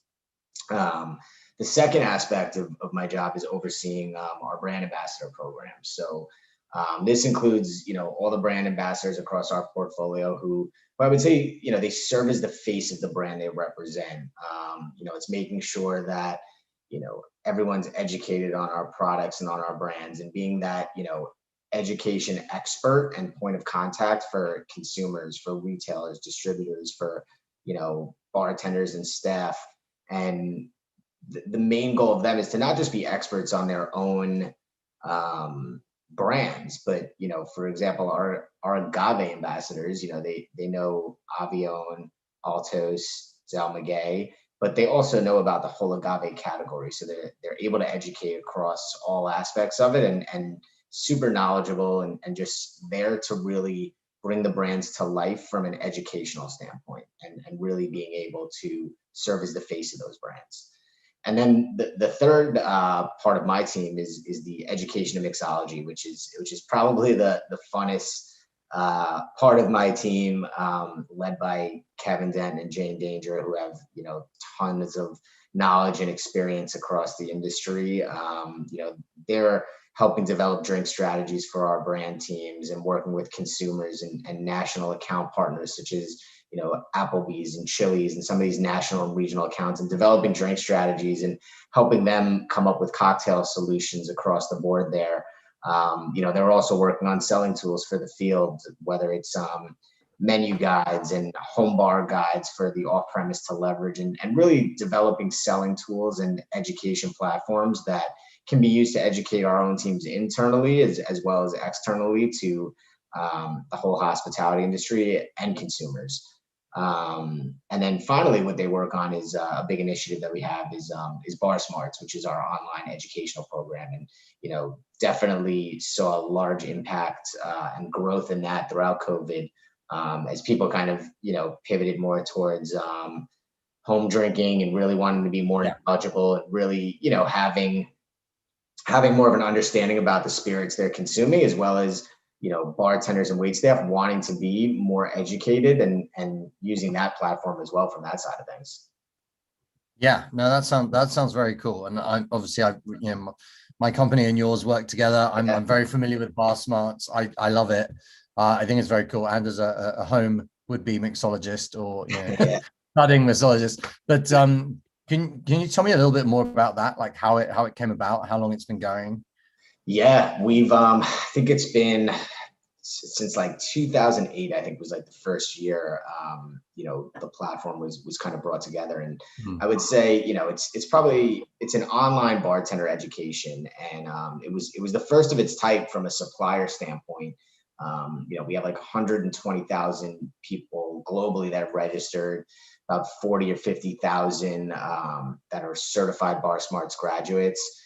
So we partnered, you know, back then in 2008 with the Beverage Alcohol Resource Group, and, you know, they're a group of brand agnostic spirit category experts, very history forward, and, you know, worked on this program with them, and, you know, authors, educators, bar owners, and industry mentors that helped write that curriculum and really develop all of the knowledge behind it. So it's an online, you know, portal. Has, you know, tons of information on there, written modules, chapters on like instruction and how to make drinks, and video demonstrations. And, you know, you get tested as you go, and then there's a drink builder. And, you know, pre-COVID times, there was a live advanced version of it as well, that we used to do live, where you would, you know, you're in a room and you're making these drinks in front of some of these industry experts who are then grading you and deciding whether you pass or fail. So definitely it could be a little nerve-wracking for some, but yeah.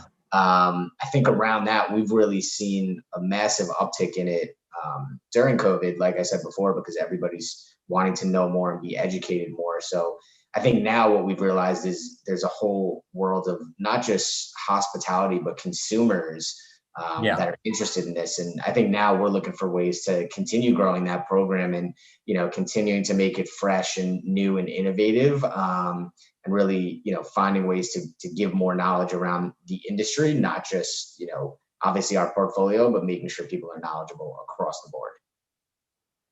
Does that give a good breakdown of what it is?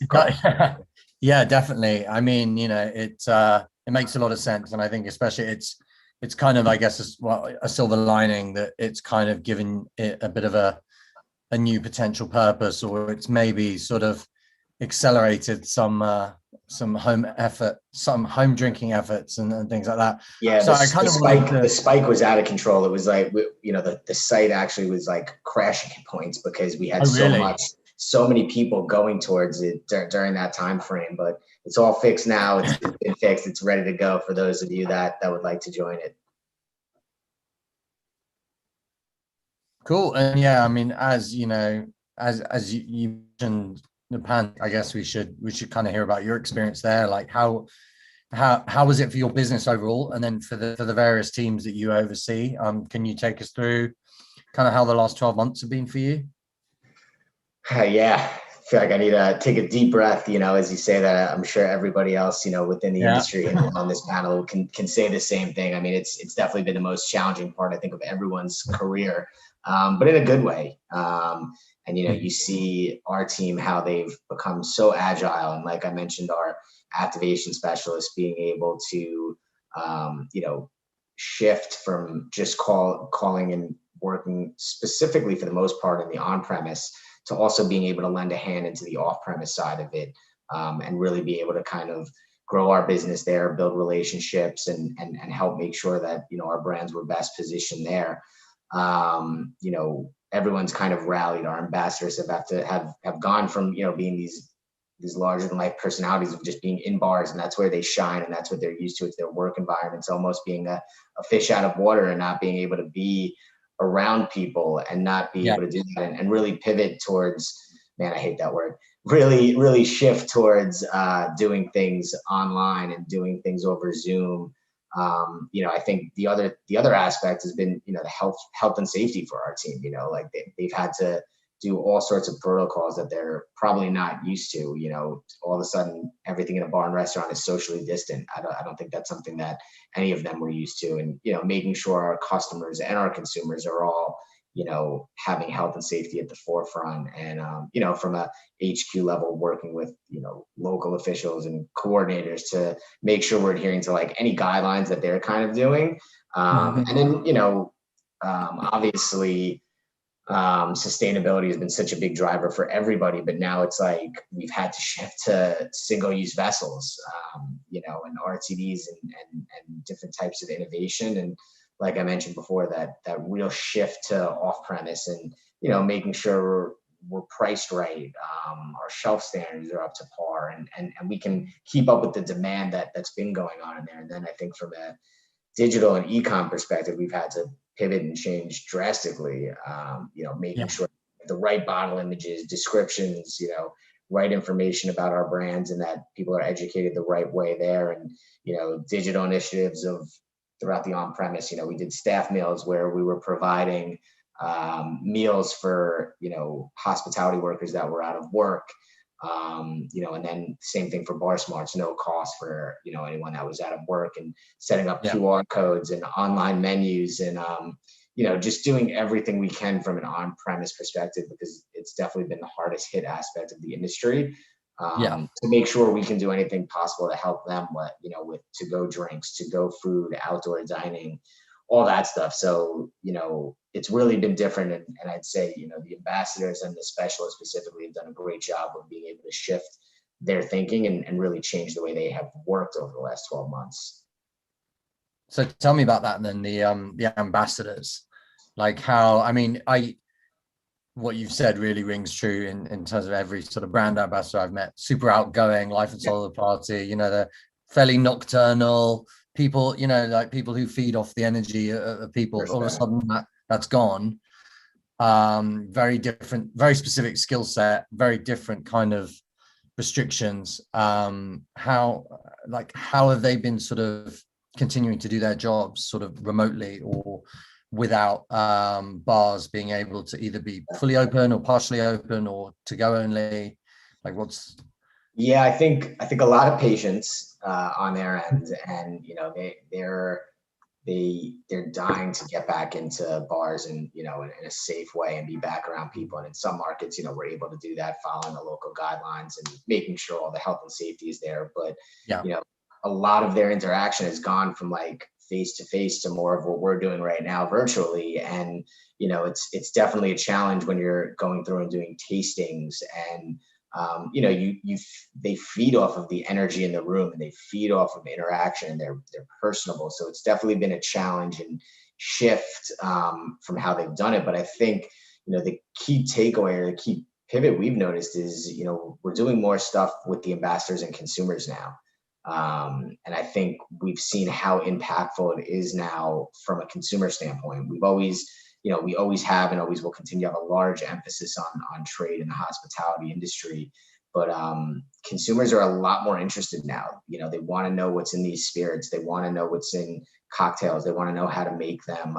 They want to be able to talk about it in an educated way. So they want more information, and they're feeding that off of these ambassadors and watching them do partnerships with liquor stores and do virtual tastings where they're walking them through things and they're also telling them about the category and the number of questions and the number of engagement from consumers, I think has been mind-blowing for everybody to kind of watch that. But I think the virtual side of it has also opened up some doors where you can take a national account and do everybody all at once virtually and be able to do an impactful education session from that sense. And I think that was almost like a foreign thought in everybody's mind beforehand. And now it's like, it's gotten so normal that it's a way that we can really impact and really be able to, hit such broader audience this way. But again, still making sure once things reopen in a safe way, we're getting them back into the on-premise and, being able to have more interactions and, less of, as great as this is right now, chatting with you, we'd much rather be at a bar having this conversation, in front of people. And 100%. Yeah, I mean, of course. And that all makes a lot of sense. And I think that's a really interesting topic on like learnings and things from the pandemic that will survive or evolve or, be retained, like new behaviors, new ways of doing things that actually are either better than before or just in this case, like maybe a solution which, was never required, but actually is serviceable and can work in the mix of, more in-person things and can bring, scale, for example. For sure. So yeah, what do you think about that? Like, what do you think in terms of like the things that I guess the ways that you and your teams have been pivoting and surviving and reinventing, the way that you do business? Like, which of those do you think is gonna stick around? Yeah, so I think there's a lot of different things, and if I'm talking about the industry as a whole from a hospitality standpoint, I'll go on record saying it. I think it's the most creative, industry that's out there, and I think you've seen that during this time frame. People have gotten so creative and so resilient, building outdoor spaces and igloos and all sorts of different, contraptions. I've seen in New York City, there's a place that has tents that's absolutely amazing that they're able to build this stuff like outdoors and really go through it. And the creativity is out there. And I think that'll always remain within our industry. In terms of our specifically, I think, like I mentioned before, bar smarts and the need for that at-home education, the need for consumer education and, how they become more knowledgeable. That's something we definitely want to continue to focus on is, the consumer side of it in terms of a lesson we've learned. But I think from the on-premise side of it, you look at QR codes and I think that's another thing that nobody really ever thought of. And it was out there, but it wasn't it was when you get a menu handed to you in a bar and restaurant, it's your first sign of engagement and your first sign of interaction, with that place. And you feel welcomed and you feel at home when they're telling you about specials and when they're telling you about what drinks on there and the favorites. But I think you can still have that. But now when you sit down at the table and you have a QR code there ready to go, you can scan it with your phone. You can bring it up before, the server's even there essentially. And then you can kind of answer your question. I think it's made it a lot easier for bars and restaurants. It's safe. It's directly in front of the consumer. It allows for changes to food and drinks on the spot. If you run out of a food menu item or, you want to run a certain special, like you can now change by the minute on there. So, you could literally do things differently every day or night or change your cocktail menu up, based on day of the week or whatever it may be. And I think it's also, sustainability, like I mentioned before. I mean, less paper being wasted. And, I think that along with like RTDs and different ways of like consuming spirits, I think, and also looking at to-go cocktails, which were, never really part of the industry. And now it, in some places it's a whole new type of revenue that's coming in there. So I think it's, you've seen a lot of creativity and innovation. Not just from us, but from, the hospitality industry, and, hats off to all of those bars and restaurants that, continue. Obviously it's been a struggle for everyone, but continue to like, just think of new ways to get involved and do things differently. Yeah. And I love that, because obviously like the QR code, I mean, when you talk about innovation, so often people think about, emerging technologies and like the bleeding edge of like the future and so on. And actually it can just be like re-articulating something that's already in front of you for a different purpose. So, I mean, like the QR code thing to me is really, really smart. It was there.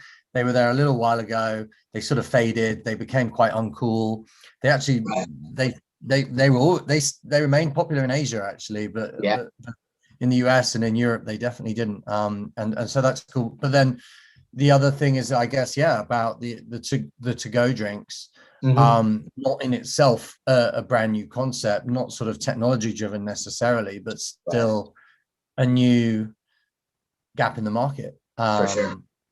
And, are you seeing a lot of like just sort of quick side point, but are you seeing a lot of like regulatory changes in terms of like where in different locations, like consumers being allowed to sort of drink on the streets, take drinks home, do things like that, or do you will those changes be permanent, do you think? I mean, I think I definitely have no legal say in any of that. So I'll put an asterisk next to it as I say it. But I think, a lot of states are being much more open, right? I mean, did anybody ever think we would see New York City having outdoor dining the way they had it this past summer? And I believe they're continuing to do so. So I think a lot of states and regulators are a lot more open to it. I know, just like everybody else, things change a mile a minute. So don't really know exactly where it stands in each state, but I think it looks like it's something that, each regulatory state is open to.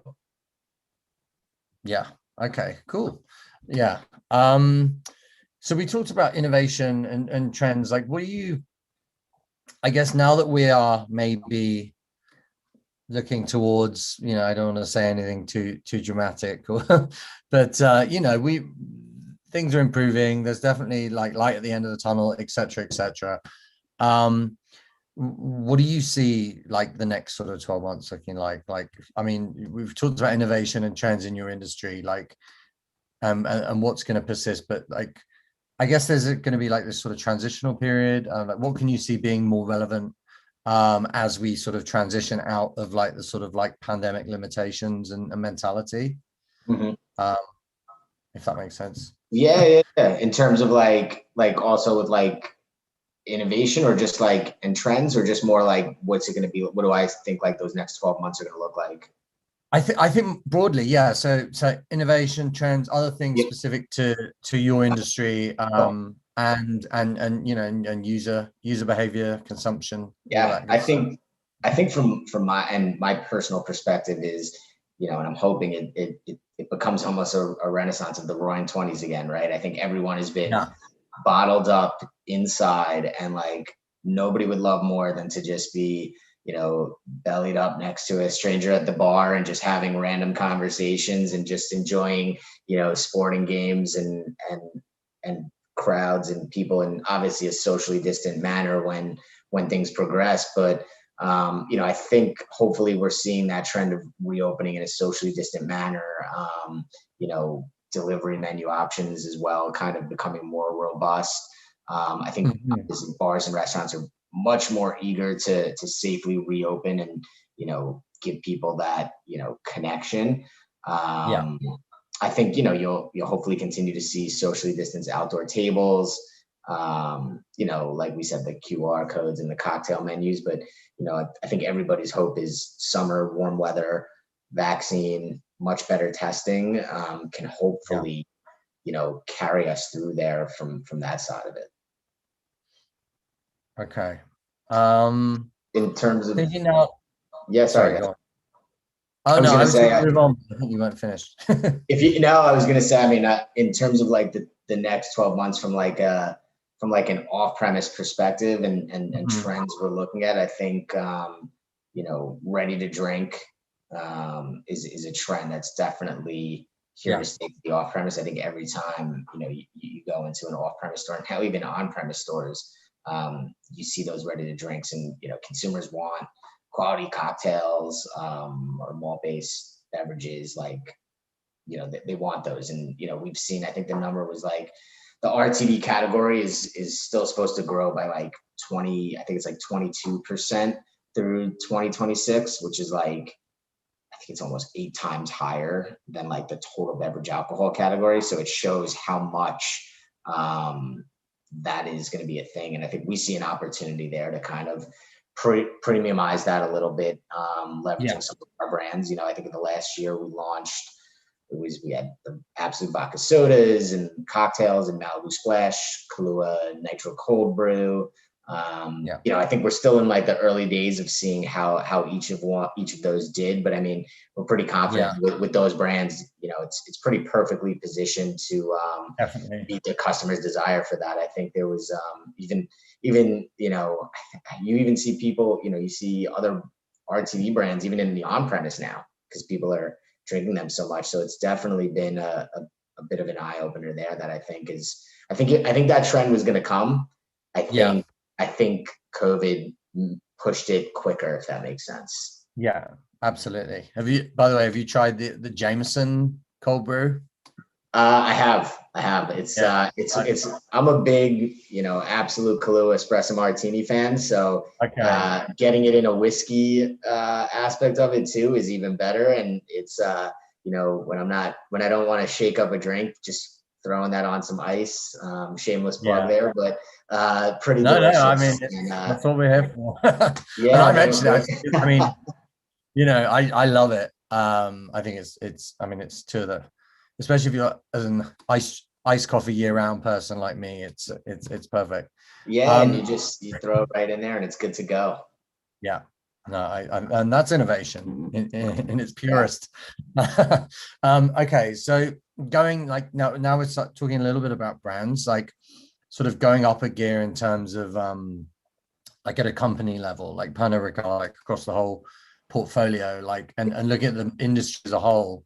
Can you share any insights into the future, like new things you guys are doing, new like markets to focus on, innovation initiatives, anything like that, really?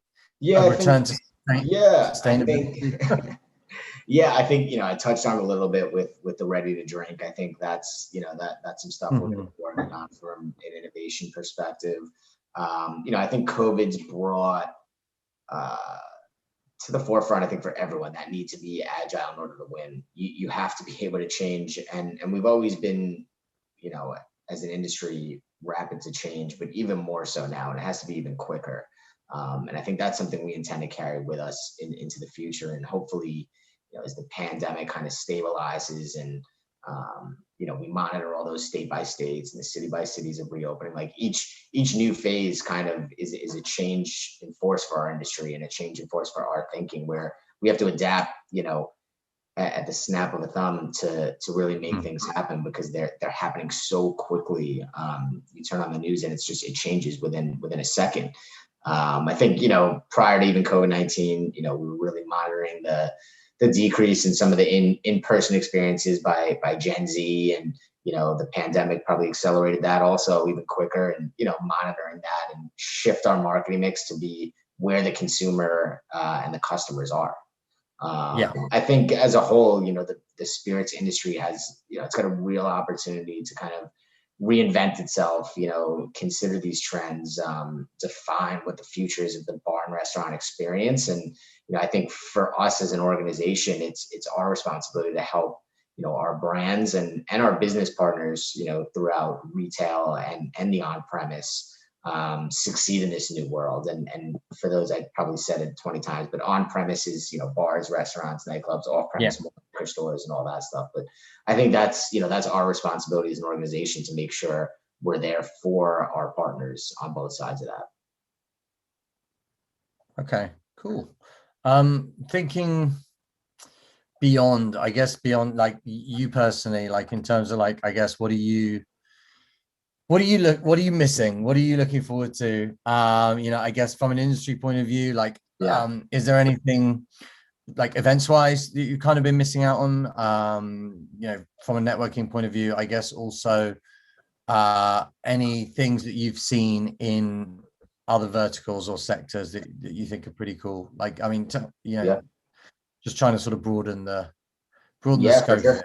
For sure. I think in terms of what I'm missing, I mean, I think everyone misses the experiential element of this industry and events and bringing our brands to life to consumers. And, like I mentioned before, I miss that basic interaction of going into a bar and hugging your friends in there and seeing familiar faces and staff and bartenders that and that have been supporting your brands for years, and being able to have that close interaction.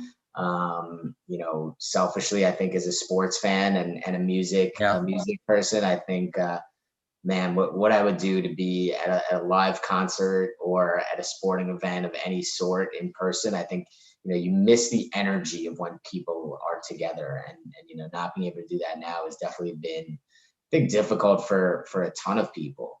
I think when it comes to things outside the industry, I mean, I think you've seen some of the most creative marketing, from everybody across the world trying to do things differently. And I think, the whole streaming world of the Netflix, the Hulus, the Disney Plus, ESPN Plus, like, has just accelerated insanely to make it so easy for customers to kind of be able to watch from home. So it'll be interesting to see. I think as cool as it was to see this shift in companies' mindsets, like as things were changing, it's going to be even more interesting to watch how everyone shifts back to somewhat of a new normal, once that hopefully comes about. But to me, that's going to be the really interesting part of seeing how things go, is because now you have this whole side of it that people have been living in for almost a year, of doing everything digitally and online, to now shifting hopefully soon back to like being out and about. So it'll be interesting to see how those two kind of balance each other out in the future. Yeah. And I think what do you think? Sorry, go on. I think you see it in the stock market as well, Oh yeah, the stock market is wild. I'm curious to see if that will ever settle or how. Right. I was going to ask about delivery services.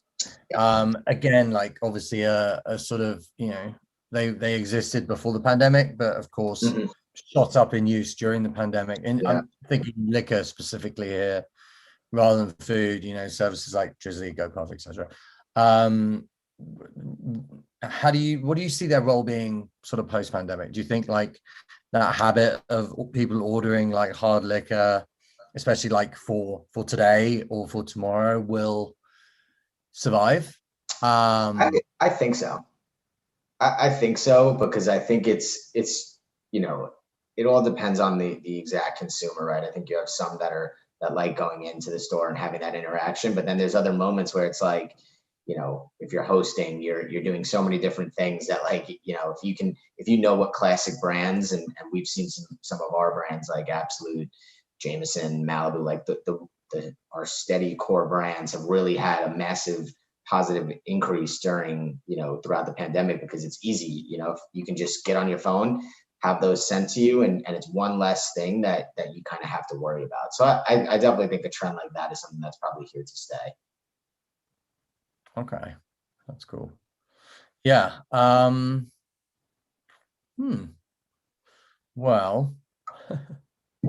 I was thinking back on the alcohol delivery side of things? Like how, I suppose thinking like on-premise and off-premise and the sort of the blurred lines, especially we've seen this in New York where I'm based, between sort of food and drink. So for example, bars being mandated to sell food. Right. Also, you know, bars probably wanting additional revenue streams, and restaurants, you know, selling cocktails to go, or sometimes even at shop windows onto the street and so on. Like how thinking on premise, like,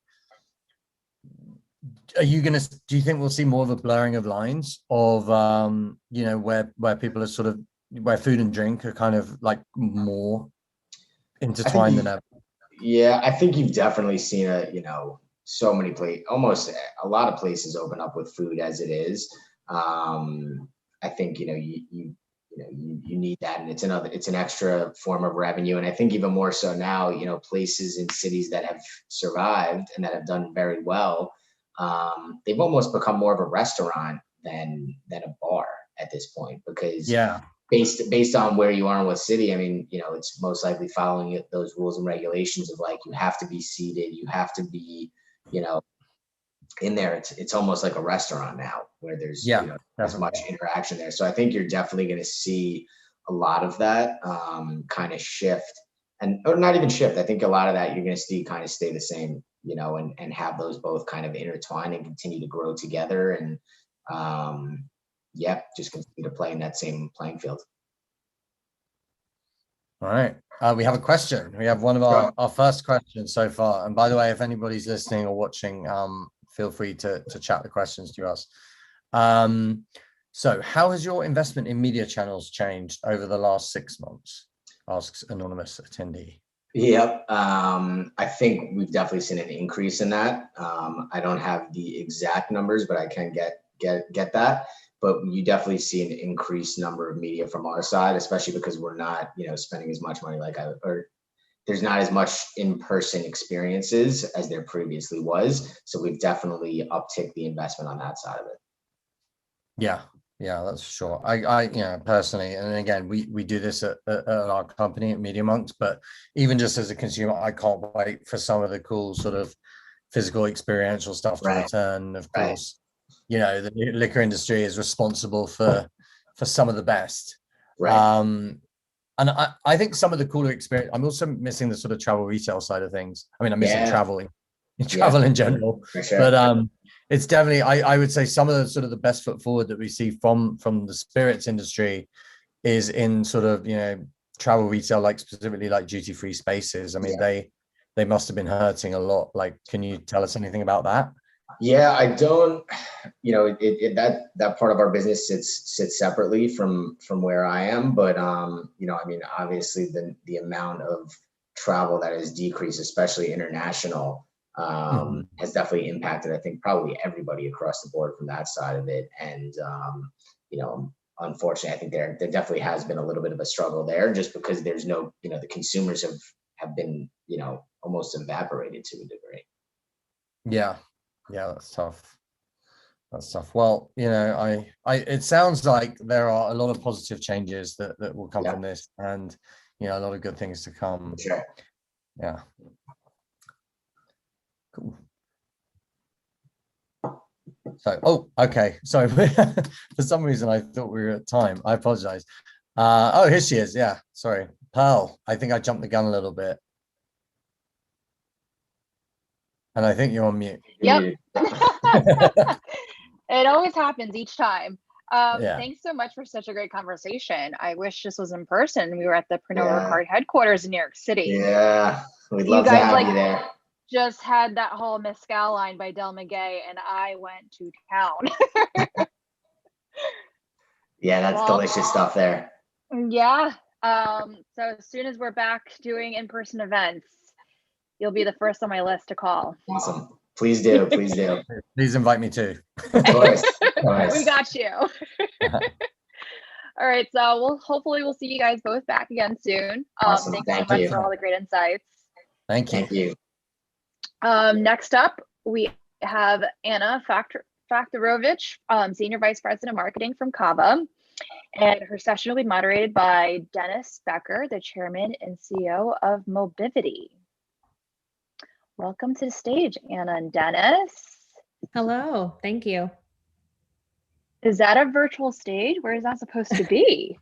Oh, it's just some background that, makes me, I know, feel better in some way, because this is really where I want to be. Yeah, I love it. It looks like you are ready to go. Janice, just unmute when you get a chance. And I'll pass the mic over to you. Perfect. Awesome. Hi, Anna. Good to meet you. Hello. Very nice to meet you. Well, I'm excited for our session here today. I actually have not been able to get to a Cava, but as we're headquartered out in Phoenix, Arizona, which is one of American's hubs. So I've had lots of Zoe's Kitchen on American flights. Yes. And actually didn't realize the brand association there, but big fan of Zoe's Kitchen and huge fan of Mediterranean food. I drive my wife nuts, always ordering a Greek salad if I can get my hands on it, or any hero related type dishes, things like that. Those are kind of my fix when it comes to Mediterranean food. If I may ask, what is it about Mediterranean food that interests you? Well, we don't have a lot of cool days out here in Phoenix. So, it's always got kind of a crisp, refreshing angle to it. I like sauces, and so I like tzatziki and hummus and, all of those types of Mediterranean sauces. I think that the movement to eat more healthy, but now with climate change and more plant-based oriented diets, it's just always been a lot more fun and flavorful, the Mediterranean cuisine for me. So those would be the reasons. I'll claim I'm trying to be healthier and save the planet. Those are good reasons. Well, I'll kick off with a quick introduction of myself and Mobivity, and then this is your time. I'm excited to get your insights on the industry. Mobivity's been in helping the restaurant industry now for about 8 years. We're a technology company. We were an early participant in kind of this advent of data. We felt that restaurants and retailers, et cetera, should be able to optimize and engage consumers as intelligently as the technology companies like Amazon and others. So we set to work building technologies and services that activate all of the point of sale data and all the other data touch points within an organization. And what we've learned over the years in looking at literally billions of transactions and marketing engagements is that text messaging is actually poised to become kind of the de facto interface for consumers to do everything from online ordering to guest satisfaction feedback and things like that. We found that the average consumer looks at their SMS inbox about 45 times a day. And 95% of text messages are read within the first 15 minutes of getting them. So if we can make that channel smarter and more personalized for the consumer, we've seen amazing results when it comes to increasing retention and frequency and spend, particularly with restaurants. And we've done a lot across the space. So excited to learn more here. Why don't we kick off and get, what's your background? How did you get into the restaurant space? I'll tell you also, my wife is a devout Target customer. So I saw your background there. But tell me a little bit about yourself and about Cava. Yeah. So I have been with Cava for a little over a year and a half now. Joined just halfway through 2019. It's been a wild ride, especially with the pandemic, really sort of most of my tenure here, but has been an amazing learning opportunity. Before Cava, I was, as you said, about 8, almost 9 years at Target, working out of their Minneapolis headquarters. Certainly a brand that resonates with me personally, as a marketer, as a guest. It certainly gives marketers tremendous opportunity for learning and exploration and access to just an incredible amount of resources. And then prior to that, I spent about 10, maybe 12 years working out of New York, a variety of roles. I did a little bit of PR and a little bit of management consulting, a little bit of brand management. So sort of got a well-rounded experience before I made my way to Minnesota. Now I'm in DC with Cava. Awesome. Well, I'm sure that obviously present day events are dominating the backdrop of everything everyone's talking about. So would be remiss not to get your take on the last year and how you guys have seen consumer purchasing behaviors. How has that changed, and what are the insights that you guys have noticed at your organization? Yeah. I'll start actually, since Kava is very much still a growing brand, I'll start with just by giving a little bit of who we are as a brand and as an experience. At Kava, really, taste and health are, I think, uniquely united. Our food is really inspired by Mediterranean families who have been, perfecting how to eat and how to live for arguably 4,000 years.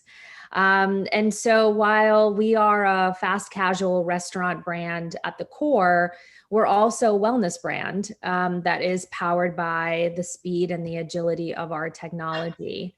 And we really see technology as a critical differentiator that really impacts performance in a meaningful way. And we use it to help us build differentiation. Certainly, technology has been one of the main tools that we've leveraged, you could say, during the pandemic in the last year. Everyone saw the rise of digital adoption significantly. And so it really allowed us to lean in on our strengths. To answer your question about, what behaviors we've seen in the last year, we've seen a lot. But one of the ones that I think is really interesting, and I've spoken to in the past before, is really the shift to suburban. The pandemic really accelerated a shift towards suburban life, and people are still moving away from major cities at a faster rate really than ever before. Some are doing that temporarily, some are evolving to a much more sort of permanent move. And as remote work became the norm and cities emptied, or at least the lunch crowd in the cities emptied, we saw our suburban business really bloom. It is really, in some ways, a testament to our real estate portfolio, where more than 80% of our restaurants are located in suburban trade areas. So we've never really been an office worker dependent business. We don't just serve desk salads. And so because of that, really gave us a unique position to meet the needs of the suburban families and residents who were suddenly eating at home more often.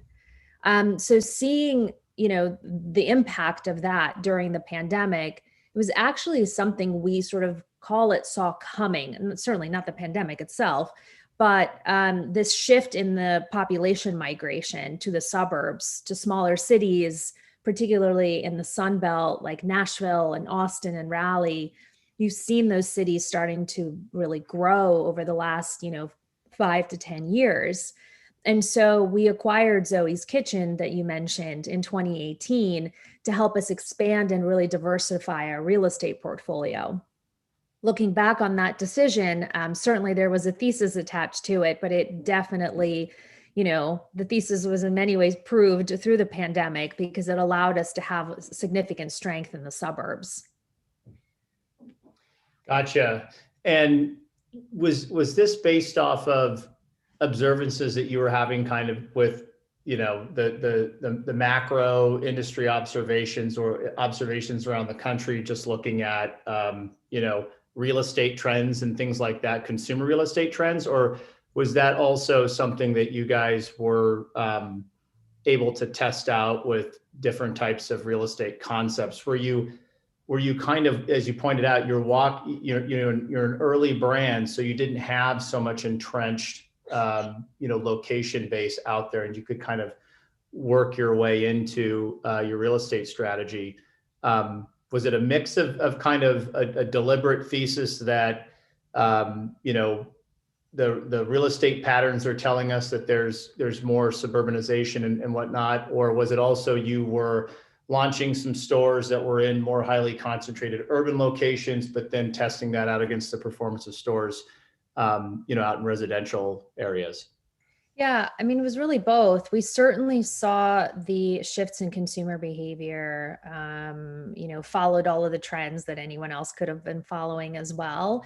And, the rise of the smaller cities have been has been going on for a long time. So seeing that and really the importance of capitalizing on that trend, we didn't think that was going to be a fad. We thought that would be here to stay. Certainly the pandemic accelerated all of that and really reinforced it. And we don't see that really turning back around, when, say, the pandemic goes away. We see that to continue to be the case, which is why we're really focusing in on our suburban markets when it comes to growth. And we'll continue to open up new restaurants in those specific cities and the areas as we determine our real estate strategy.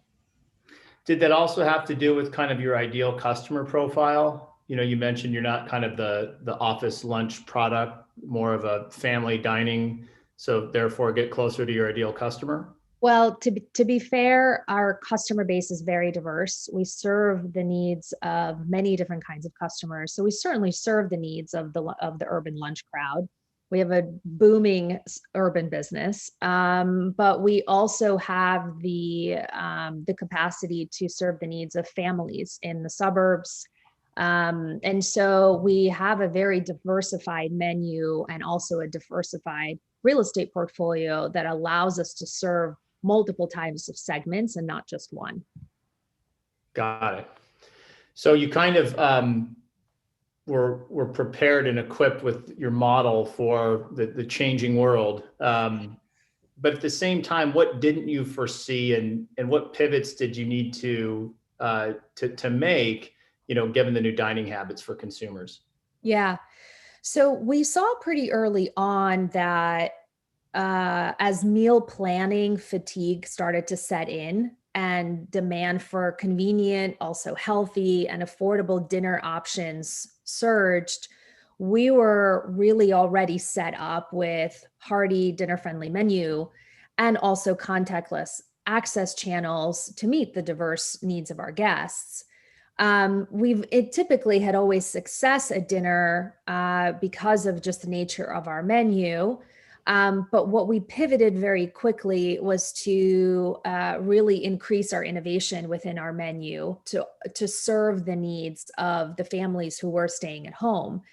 So we saw an immediate increase in average check size as an example. And we understood this to mean that guests were placing multiple entree orders for their families and companions at home. So our culinary team very quickly launched a new category called family meals to help fulfill the need to feed 4 to 6 people together in a home, for example, which was something we hadn't offered before, but quickly realized the demand was there, the need was there, and we needed to fulfill it.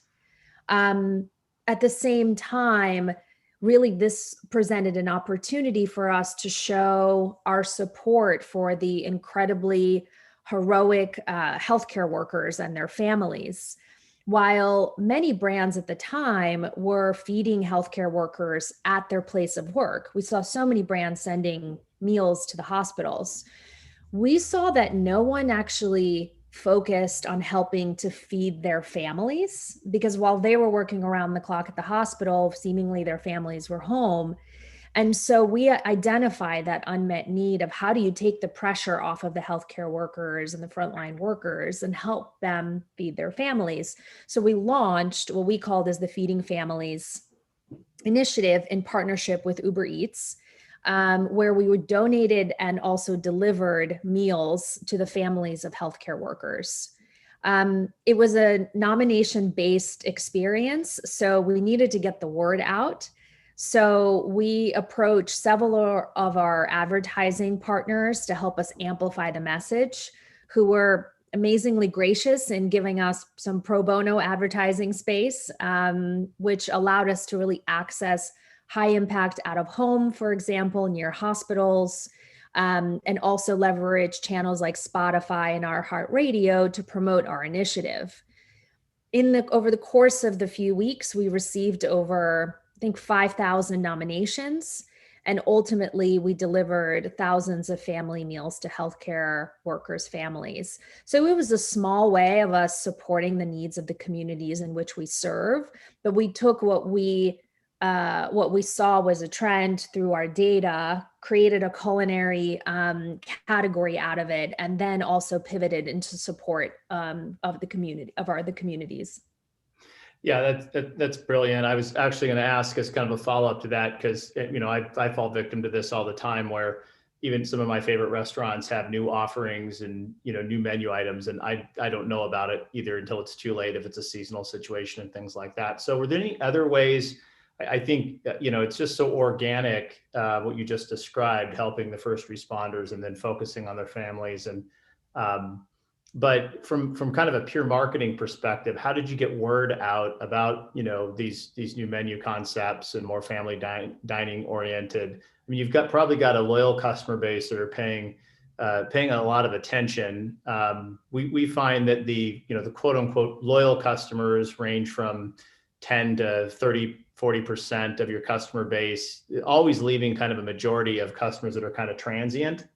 They're kind of trying to figure out what kind of food they want. So, I think that everybody struggled over the summer as a lot of the traditional media was just kind of turned off. People aren't looking at billboards. There was no sports.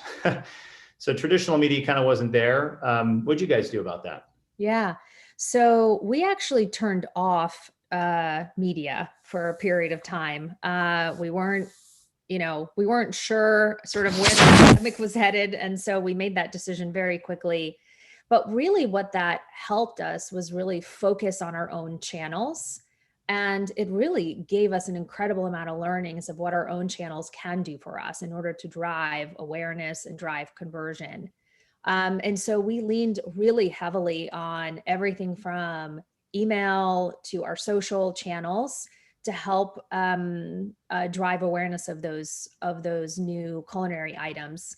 And of course, there's a significant increase in adoption on digital. So all those items were available through our digital menus. So I think the combination of all of those things, coupled with the physical experience, the restaurant experience, which, there was still some people going into the restaurants, it was a significant amount, really helped us increase awareness of those new menu items.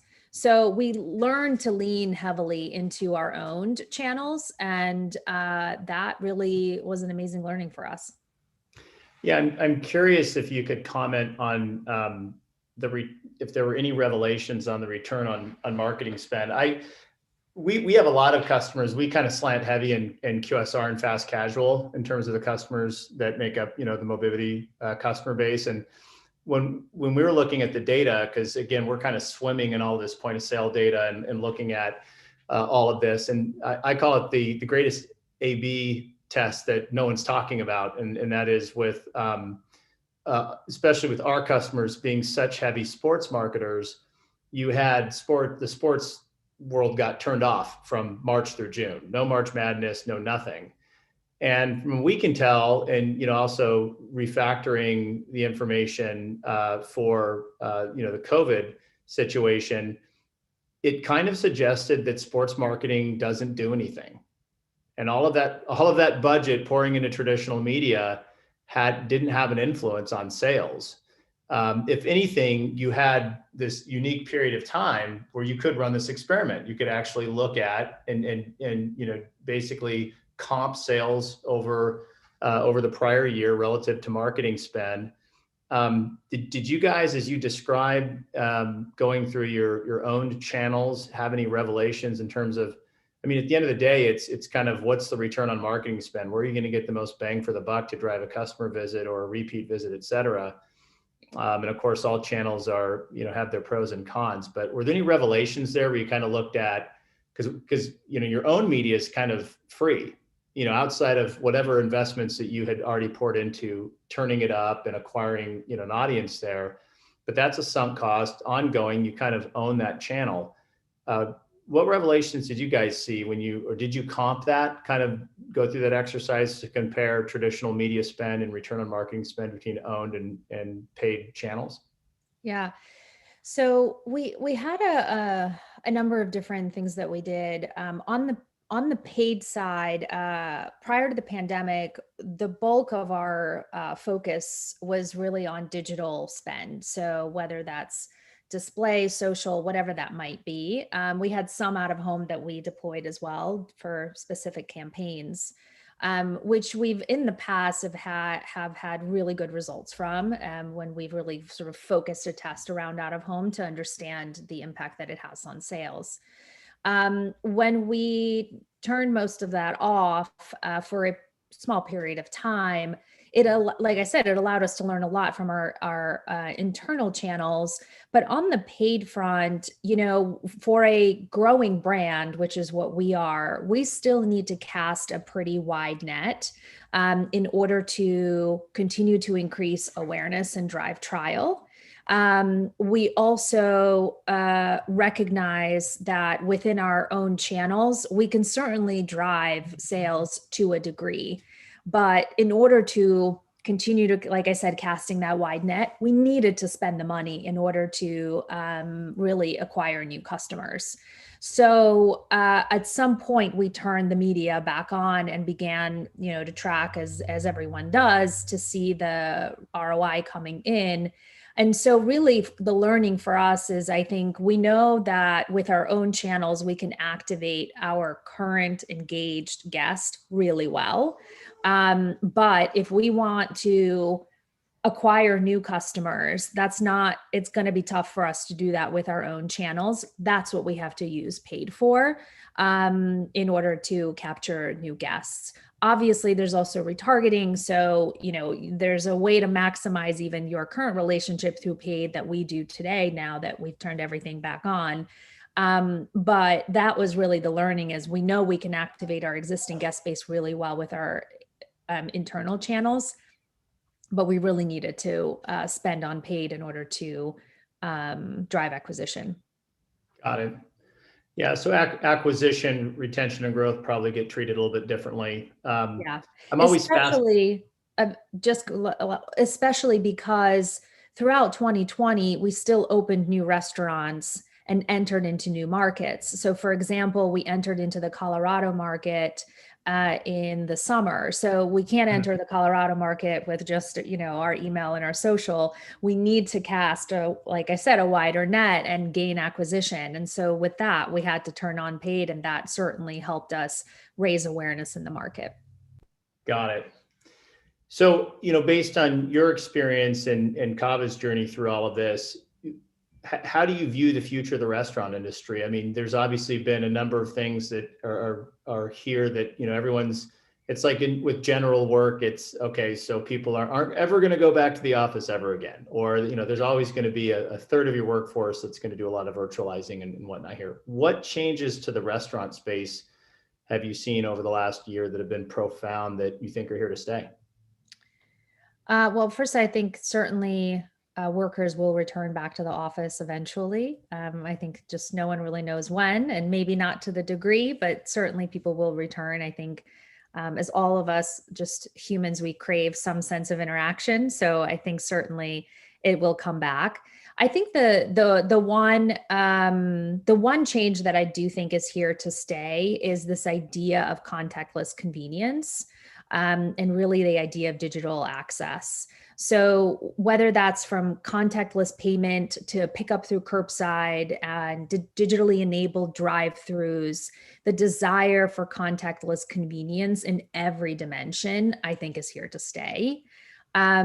We were one of the first in the fast casual industry back in early 2019 to really test and launch digital order enabled drive-through lanes.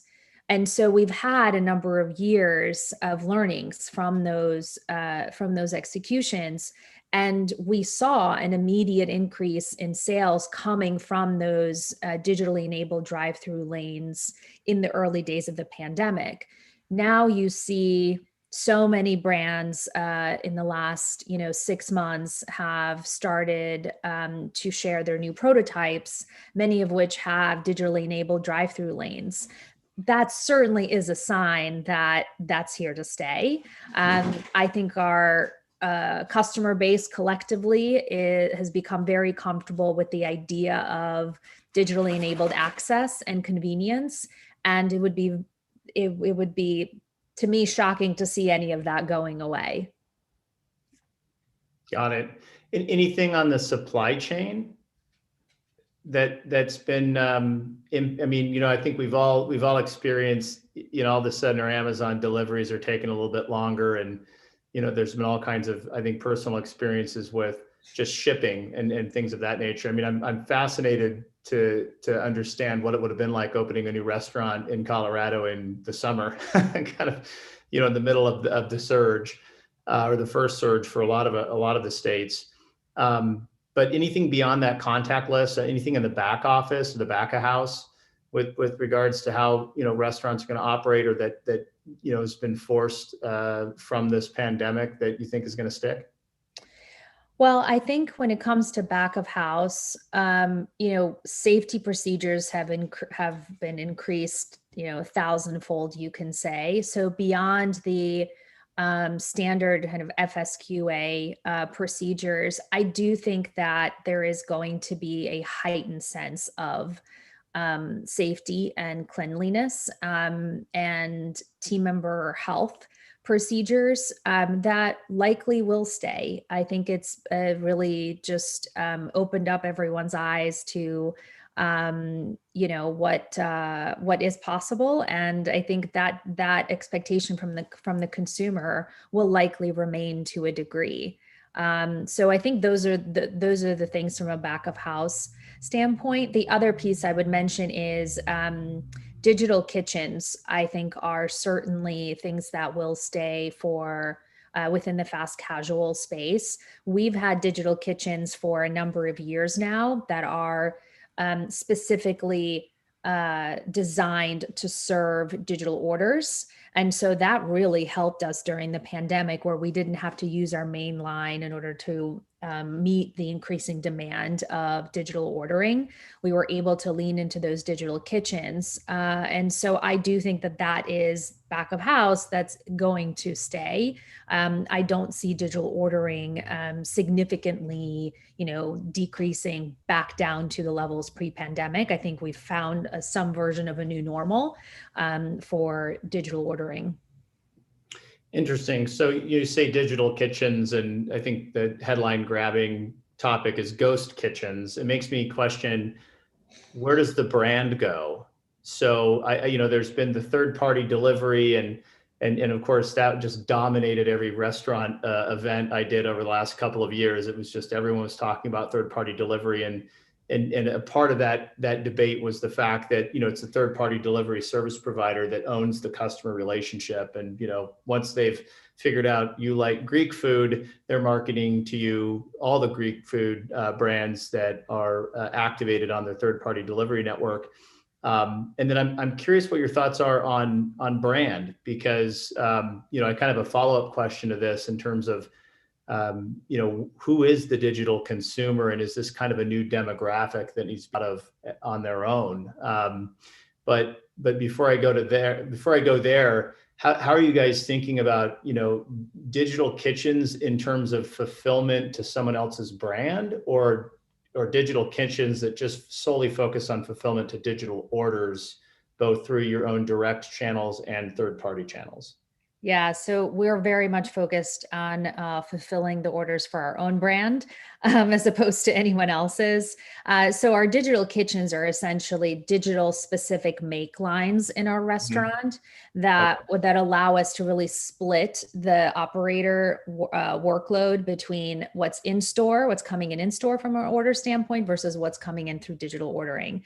So it allows us to fulfill digital orders through a separate make line than what we do in store. This really gives us that optionality and the added capacity to fulfill digital orders faster, more accurate, et cetera. So we are not, as a brand, getting into the business of fulfilling orders for other brands. How do you view that then when, I mean, I assume you mentioned Uber Eats. I assume you have are you working with the other third-party delivery networks? For Cava, we are right now through Uber Eats on the third-party platform. We have a native delivery experience through our app, which is fulfilled on the back end by DoorDash. Got it. Yeah, I think that's an increasing trend with the pressures on the third-party networks to just provide the white label delivery services. So that's interesting. Well, I mean, so with that, I think that as these digital consumer bases grow in all areas of industry, from convenience to restaurant, et cetera, are you guys thinking of these digital consumers as kind of their own demographic? Because I think what we're seeing in the data is that consumer choice, so much that went into a restaurant brand, it's like the old cliche that, McDonald's is really a real estate company. It was about where are you putting that restaurant? Where is it in terms of trade location and the ambient traffic, both automobile and foot traffic around that location. Then there's, of course, operational competency and the strength of your product. We're seeing that, growing number of consumers are making their decisions just based on the digital experience in and of itself. This app is a lot easier. Therefore, I'm now, there used to be a share of stomach. Now I'm really skewing my purchasing over to this other brand just because the digital ordering is just so much better. And then now you're competing on software and these interfaces that consumers are engaging your brand with. Do you guys think of this growing segment of customers that are kind of digital only as their own demographic?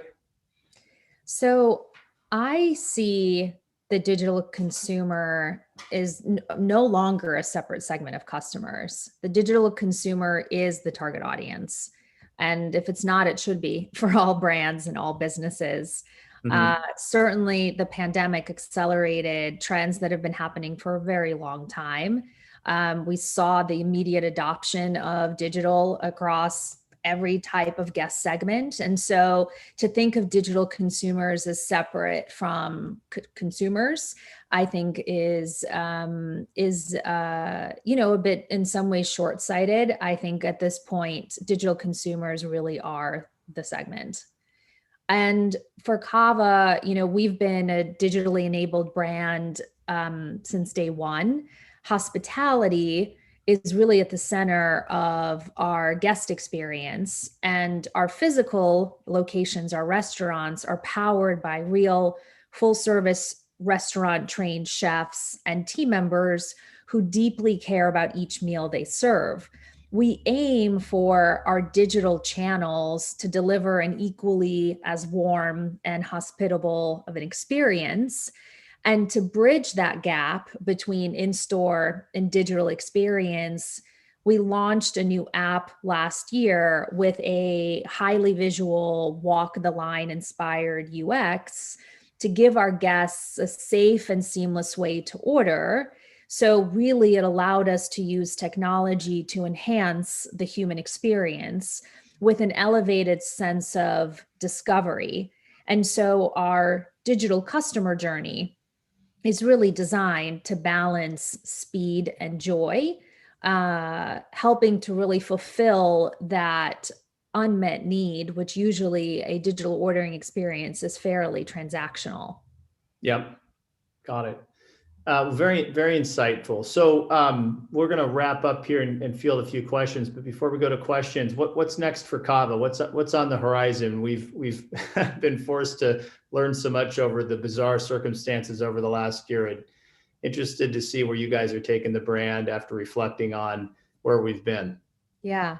Well, we're staying focused on our growth strategy. We will continue serving nutrition forward, well-sourced and boldly flavored meals safely through a dynamic ecosystem of formats, channels, and access points. We will also continue to use data insights and nimble marketing to react quickly and innovate constantly. And we will continue to grow our footprint. We'll open new stores in new markets in the year to come. Those are really the three things that we're very much focused on this year. Got it. All right, we got a couple of questions coming in here to finish up. One of the questions is, what has been the effect of delivery apps like DoorDash to your operational and marketing strategy? It sounds like operationally you're leveraging them as a branded delivery platform, but what other impacts has delivery services had on Kava? Yeah, so as I mentioned, we have a native delivery service that is accessed through our app and also through our web ordering platform. So that is fulfilled with DoorDash. So it allows us to really maintain the customer experience, maintain the customer relationship, and also at the same time have it fulfilled, quickly and efficiently through a partner like DoorDash. So, we have been, from a marketing standpoint, really leaning into our native delivery in order to continue to build that relationship with our existing guests. And also to transfer the guests from channel to channel. We recognize that our guests, sometimes they want delivery through our app, and sometimes they want to pick up their food curbside. Sometimes they want to pick it up or order it online and pick it up in store. So we offer a variety of different access points, and delivery being one of them is really important to us because it allows us to expand our access. Are the economics of branded delivery significantly better than the third party delivery? That's always been kind of the dominating issue, is even the government getting involved in the fees for the true third party. Is direct branded delivery through these service providers significantly better financially enough to make it viable? It's certainly better from an economic standpoint, but it's also better in terms of the ability to maintain the data for our customer and the relationship. Yeah. Yep. Good point. Okay. Another question here. Building on the digital kitchens discussion, are you seeing the more transient emerging celebrity brands gaining share? And what is Kava's openness to celebrity partnerships? For example, maybe not a separate celebrity brand, but a celebrity influencer curated offering. Yeah, so we are in the process of building out our partnerships strategy right now. We are open to many different kinds of partnerships, so long as they, in many ways are brand aligned. We are very much focused on our concept essence and what our brand stands for. And we look for partners who can either help us build connections in the communities in which we serve, or who can bring even more Mediterranean expertise to the table, or who are in some ways culturally connected in ways that Kava is not. So very much we're in the process of looking through what our right approach is from a partnership standpoint. We have a few that we are weighing out currently, and one that we're excited about later this year. Awesome. Well, we'll stay tuned for that. If there are any more questions, you can post them to the Q&A. I think other than that, those are the questions we had so far. And we're just coming up here on time. So any closing thoughts? No specific closing thoughts, other than I think, if I were to give advice to marketers, regardless of the industry, I would say, especially during this time where guest behaviors are shifting so fast, is to just listen to your guests. Spend the time really understanding their behaviors, and ask the questions you need to ask to understand, why your guests are ultimately choosing you or not choosing you. And doing that will prove invaluable in helping you understand how to make informed decisions. Awesome. Sage advice. All right, Anna, it was great meeting you. And Good session here. Appreciate it. Thank you. Nice to meet you. Thanks so much, guys. Yeah, this was a great conversation, Ann and Dennis. I love Kava. That was totally part of my rotation when I lived in this city. It was like you guys, Sweet Green and Diggin', and it was like every other day. And I totally see how you guys have taken over like the suburban market. Kids love going there. Families love going there. I've passed by the Costa Mesa location here in SoCal all the time, and you guys are still killing it in this time. So congratulations to you. Thank you. Thanks for being a customer. Are you, of course, are you still doing the hummus in Whole Foods? I'm not sure if I've seen you guys in there lately. Yeah, we are. We expanded our CPG nationwide with Whole Foods last year. So we have hummus and a number of different dips and dressings also available at Whole Foods and a few other retailers nationwide also. That's great. Yeah, that's great visibility. Well, thanks so much for joining us today. Hopefully you guys can join us back again soon. Well, now we're up on the last session of the day. We have Natalia Brown, Head of Marketing at Stir the Table, and Catherine Fanone at Ground Truth.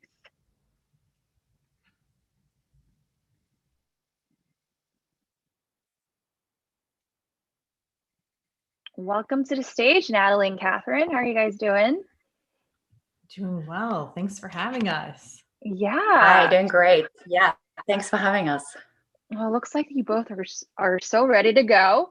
I'll bow out and I'll come back while you guys are wrapping. Perfect. Thank you. Sounds good. All right.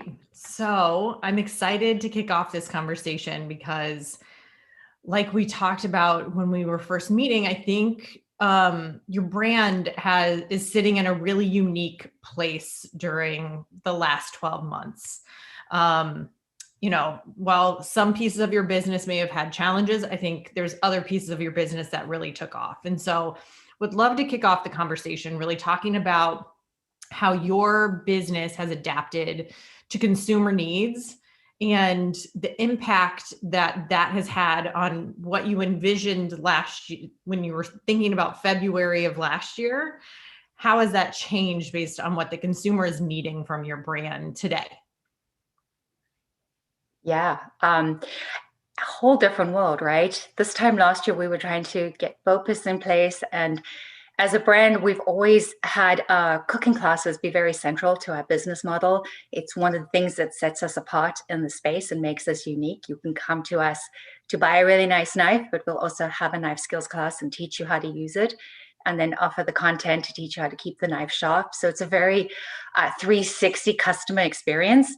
So obviously when COVID happened and we had to close down cooking classes, we all went out, on quarantine. We put our BOPUS plans on hold, and then also we're faced with the fact that we didn't have in-person cooking classes for our customers. So one of the early things that we did was pivot on that front and got very, very scrappy.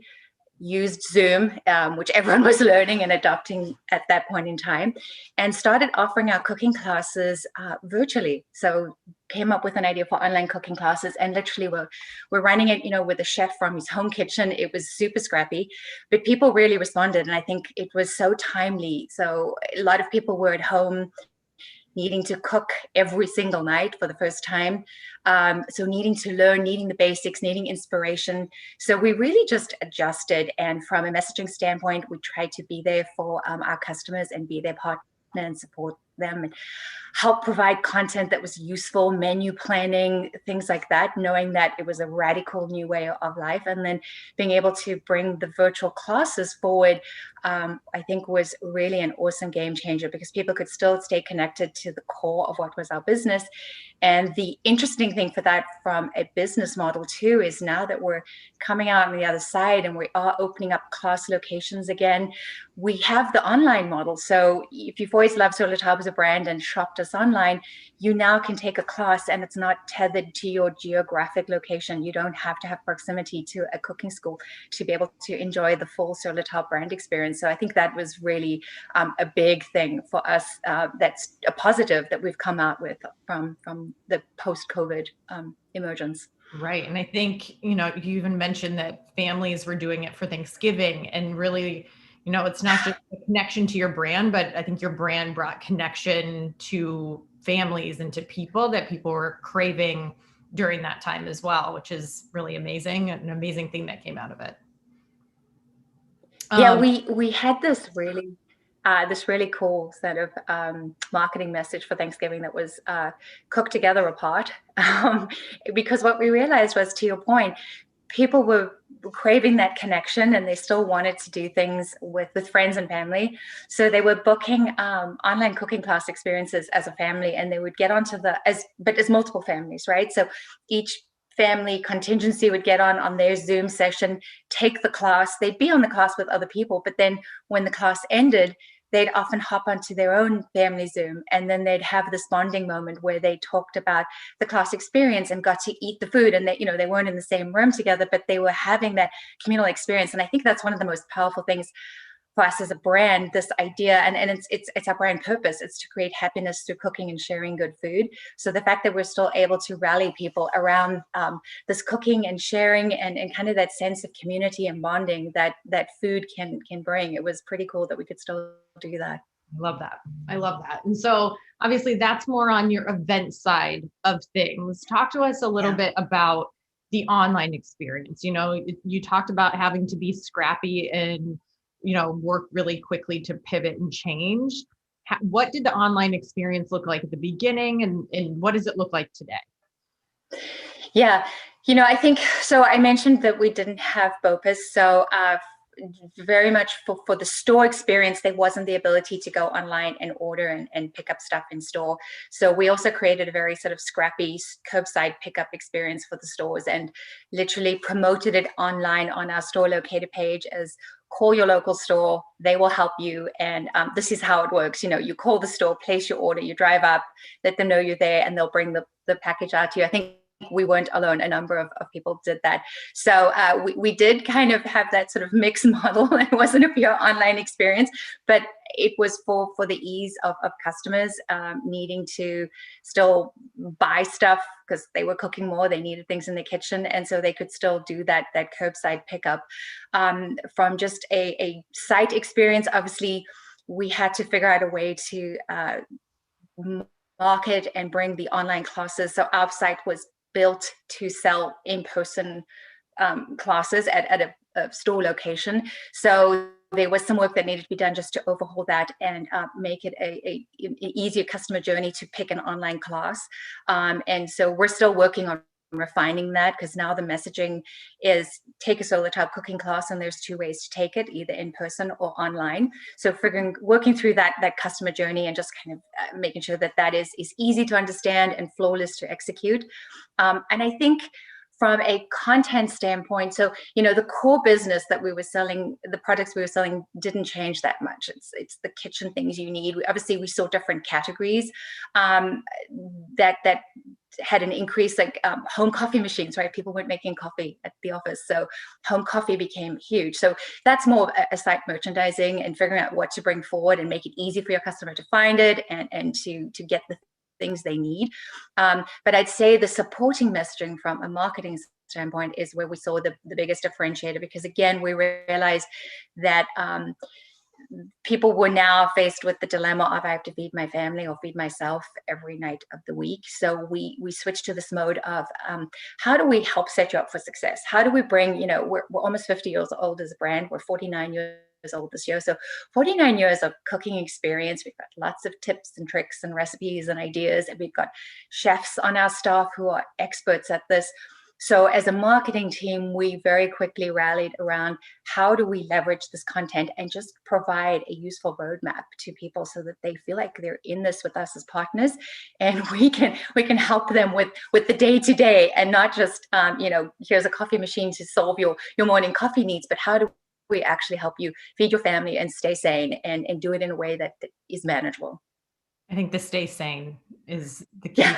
Right. But when we were talking before, you mentioned about calling up and having your sales representatives in the store give advice, because I know when I am doing a curbside pickup at Target, one of the things that Target is losing out on is that impulse purchase. But by having that additional touch point with your sales reps in store to be able to talk to someone and give those added suggestions, I think that's another layer that your team has done really well in that connection to your consumer in this time. Yeah, so we obviously were running this over the holidays, and there were shopping limits on stores, so caps, so people couldn't come into the stores and browse like they normally do. People didn't want to come into the stores and browse like they normally do, I don't think. So it was very much shopping with a purpose, but by having our scrappy curbside, it gave the opportunity for a store associate when they answered the phone and someone was calling and they needed a gift or they needed something, Thanksgiving, they were prepping, they need a new roaster, to walk them through the things that were available in the store and say, well, if you're getting a roaster, do you have everything else? Do you have your twine? Do you have your basting brush? And at Christmas, if you're buying a gift, hey, we've got some great stocking stuffers. So actually verbally do a bit of an upsell over the phone, which was really good. We definitely saw the benefits from basket size of having that personalized process. I think the opportunity now that we're normalizing, and obviously we're back to figuring out BOPUS and getting BOPUS up online, is how do you lean into other marketing channels to support that and still offer that to customers? So is it SMS? Is it like personalized selling through SMS? What are those other things that you can leverage and bring online to help supplement? Because I think more people are going to be shopping online. The convenience, obviously, of pickup in store is fantastic, or curbside pickup.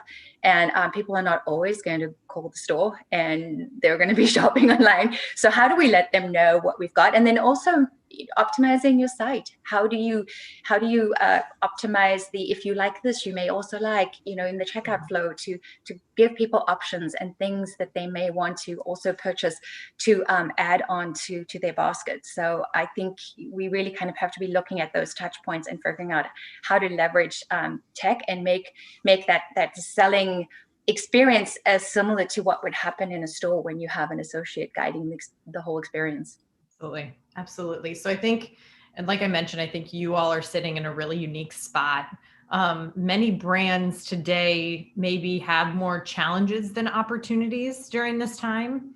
So would love for you to give maybe some advice on, what brands and marketers can do to position themselves to succeed in this time. Hopefully we're coming out of this thing, but I think some of the things that we're used to are going to stay. So what is some advice that you can give to other brands that you have done so well? Yeah, I think first and foremost, and I may be a bit biased because I am a brand marketer, but I think this really holds true, is really understand your why. Know what value you provide for your customers. Why are they coming to you? Why are they shopping you or not shopping you, for that matter? Because I think that can really provide insights on what you can leverage to make sure that you maintain your customer base and even grow it. The second thing is, and you mentioned this, people are doing things differently now. You reach for your device. Things have become so much, technology took 10 years of a leap in 1 year. So people are mobile first. So really put yourself in your customer's shoes. It's about, and no matter what size company you are, understanding your customer journey, even if it's one and it's really simple or simple variations on one journey, understanding that journey and putting yourself in your customer's shoes and thinking through the places where they're going to discover you and interact with you, and then figuring out ways to leverage that, simple things like making sure that you're claiming your business on Google. I've seen really interesting things, people even using social media, Instagram, the swipe to buy. So like to buy. So there are things that you can do to enhance your selling proposition by being where the customer is, and then engaging with them, knowing your why, and finding that as a pathway to kind of keeping your business alive and well. Yeah. Have you had to adjust your messaging through the pandemic to shift your focus to inform customers of new offerings or inform them of different things like throughout this period? Yeah, I think for us, the adjustment in message, there were a few sort of small tweaks. I think the biggest adjustment in messaging was letting people know that we had online cooking classes. So that was a biggie, right?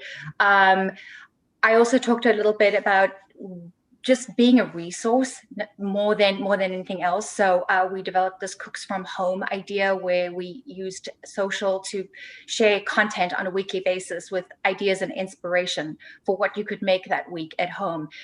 We actually long before COVID, we have our hashtag make more, and we have our weekly make more challenges. So on social, we come up with an idea, cocktail or pies or something, and we talk about how to make more pies, right? And so we throw the challenge out to our fans and say, hey, share the pies you're making this week with us. So we do a quick roundup at the end of the week and reshare our favorites the next week, so that people can be inspired by what everyone else is doing through our Make More challenge. And I think leveraging Make More and UGC, so having that strong community in place was really a benefit to us.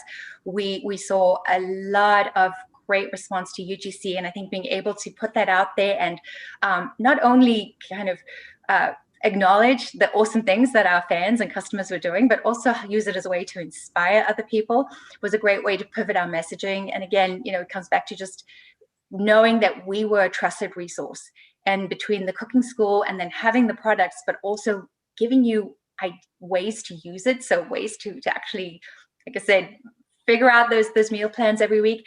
That was sort of the mix that we found worked really well. And so balancing what we were doing on social with what we were doing in email, and making sure it tied back to the classes we were offering and the products we had on our site. So you really kind of have to take a step back and have a really good holistic go-to-market calendar and look across all the touch points and have cohesive messaging. So I'd say that's another important thing as well for marketers. No matter your size, make sure that you're looking at things from that 1,000-foot view through a robust go-to-market calendar as well. Yeah. Had your sales or promotional calendar been impacted or changed through this period? Did you see what was happening on social or these UGC channels and have to pivot quickly?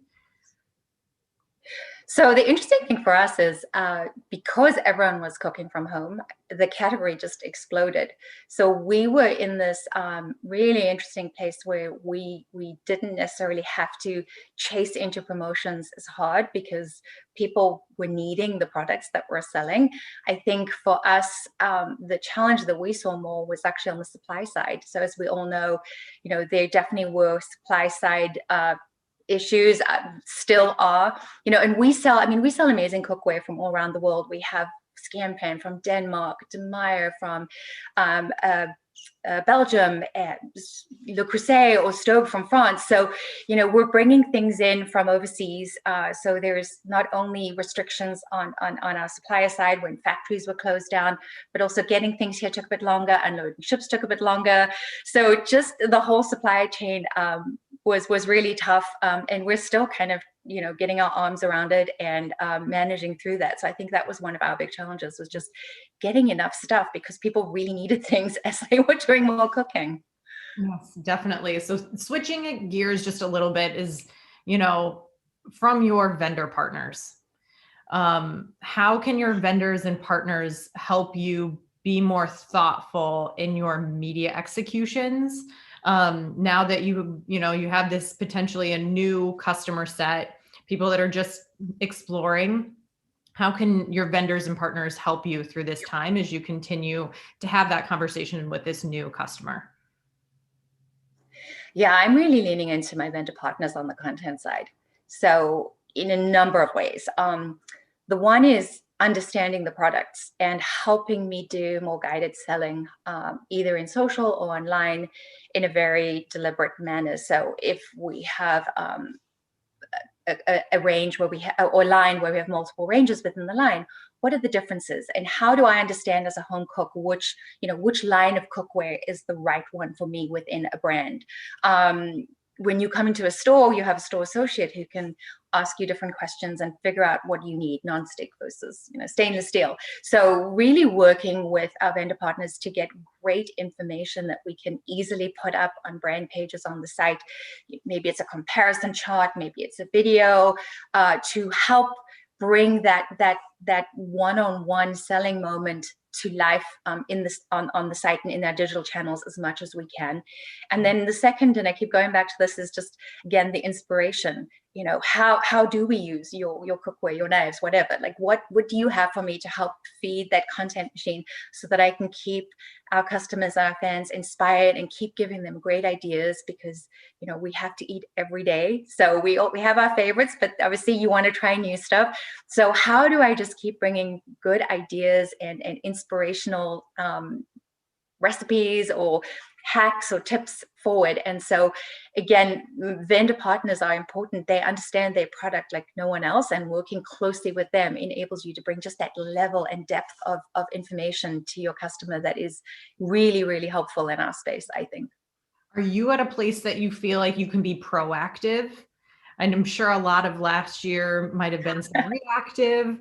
Are you at a place that you feel like you can start being proactive and look forward? How advanced in your planning are you thinking at this point? Yeah, I think on one level, like I said, we're still dealing with some supply chain issues to an extent. So some of it still is sort of based on, well, what are we getting in? What have we got available to base our marketing efforts on? But we are really working hard to kind of get ahead of ourselves and make sure that we're in a great place for holiday season. I feel like this year you can't start planning for the second half of the year too early. But I think from a reactive standpoint, again, it comes back to messaging a little bit. Last year, we were very much in this place of help, right? I now have to cook at home every night. How do I do it? And I think as we enter the second year and the second phase, hopefully we'll see, I think it's going to be a little bit more about inspiration. Things are opening back up, but we're still seeing people cook a lot at home. And every bit of research I've seen said that people have discovered they either are better at it than they thought, or they enjoy it more than they thought. And so they plan on cooking at home more than they probably, if you'd asked them a year ago, they probably during the course of the year cooking at home more than they thought they were going to. So now when I look at the opportunities for the year, I look at it more from an inspirational standpoint. It's not so much I have to cook at home, but I want to. So I think the messaging is a little bit different, and how we approach it is a little bit different. Yeah. When I think inspiration, I think of creative. So maybe how, do you have an in-house creative team? Do you lean on your vendor partners for those executions? Inspiration, I think, especially in digital channels, can come across really nice. I think it's a perfect medium for that. So do you come up with those concepts? Do you work with your vendors on that? What does that look like in your world? So we do have an in-house creative team. We have an incredible creative team, and they generate all of our content. We leverage a little bit of vendor content, but I think I go to the vendor community more for the information. So like I was talking about the comparison charts, give me the inputs, give me all of the information, and then I put it through the creative team to adjust it to the Sur La Table look and feel, the Sur La Table voice, the Sur La Table messaging, and then the outputs, are these beautiful branded Sur La Table pieces. And obviously, for us, we look at it through the lens again of our brand purpose, and just our brand idea of, our brand tagline is make more, gather often. So obviously during the height of COVID, it was about the make more and maybe virtually gathering often. But it's about celebrating food, really, and celebrating the I think making something is an act of love, and it doesn't matter what it is, whether it's something simple, making someone a sandwich, or making a 3-course meal. There, you give your time, you give yourself, and it's an act of love. And so that's why food brings us together, and there's such joy in it. And as a brand, we try to celebrate the whole process, the messy part, the successes, even the failures. And so having a creative team that really understands that and can take all those inputs and then put it through, like I said, through that lens of our brand that just celebrates you as the food creator, and then deliver really beautiful assets that speak to people on an emotional level, because food is very emotional. It really is kind of cool to see what they deliver. I'm always blown away by the work that the team delivers.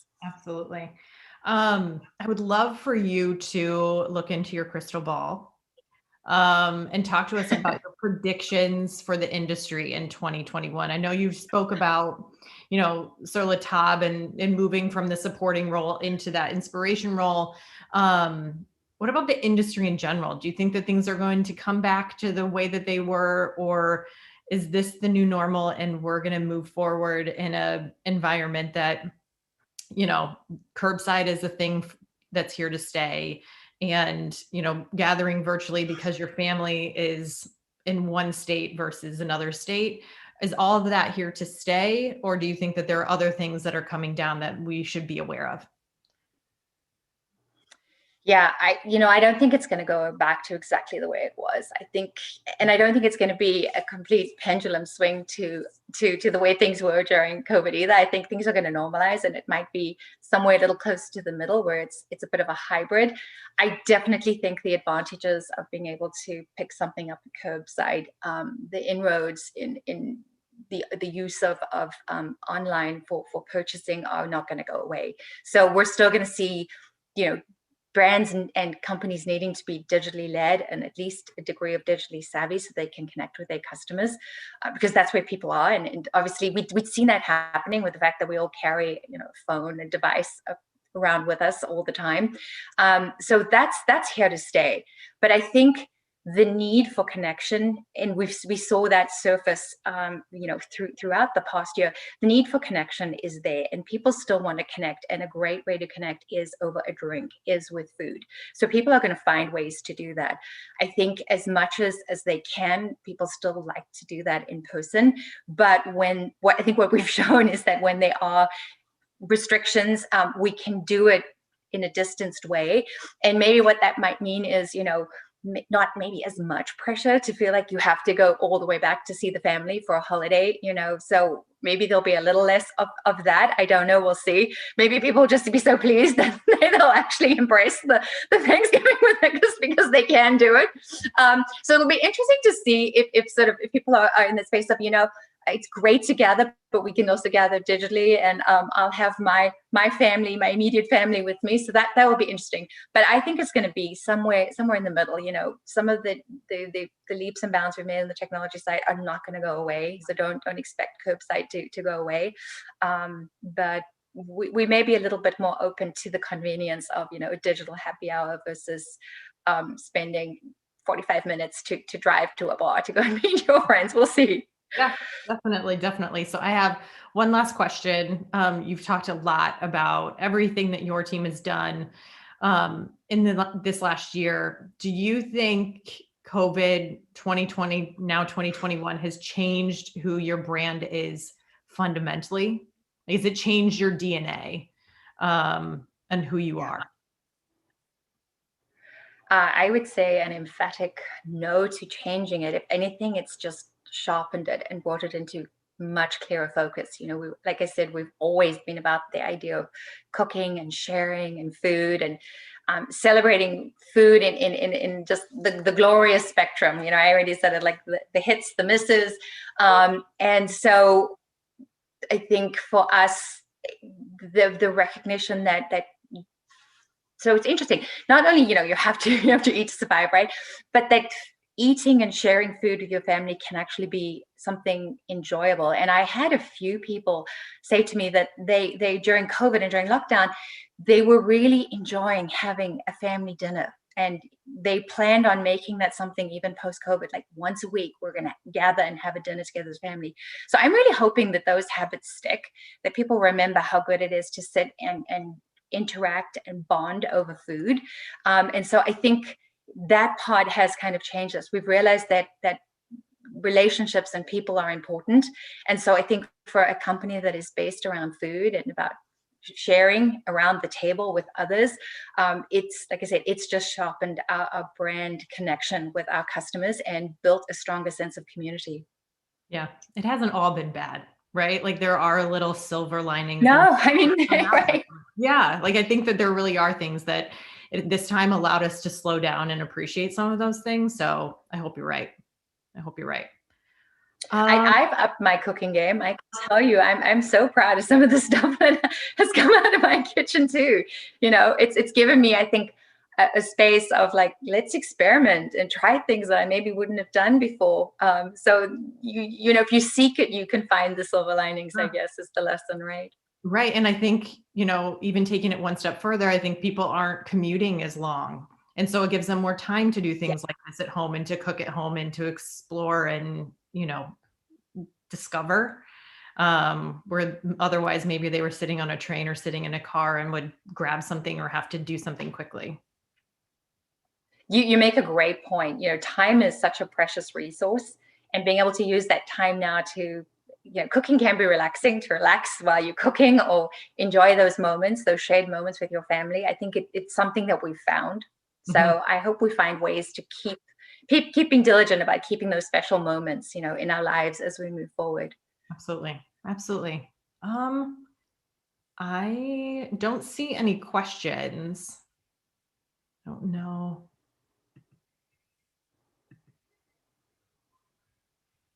Doesn't look like there's any questions. There are, please.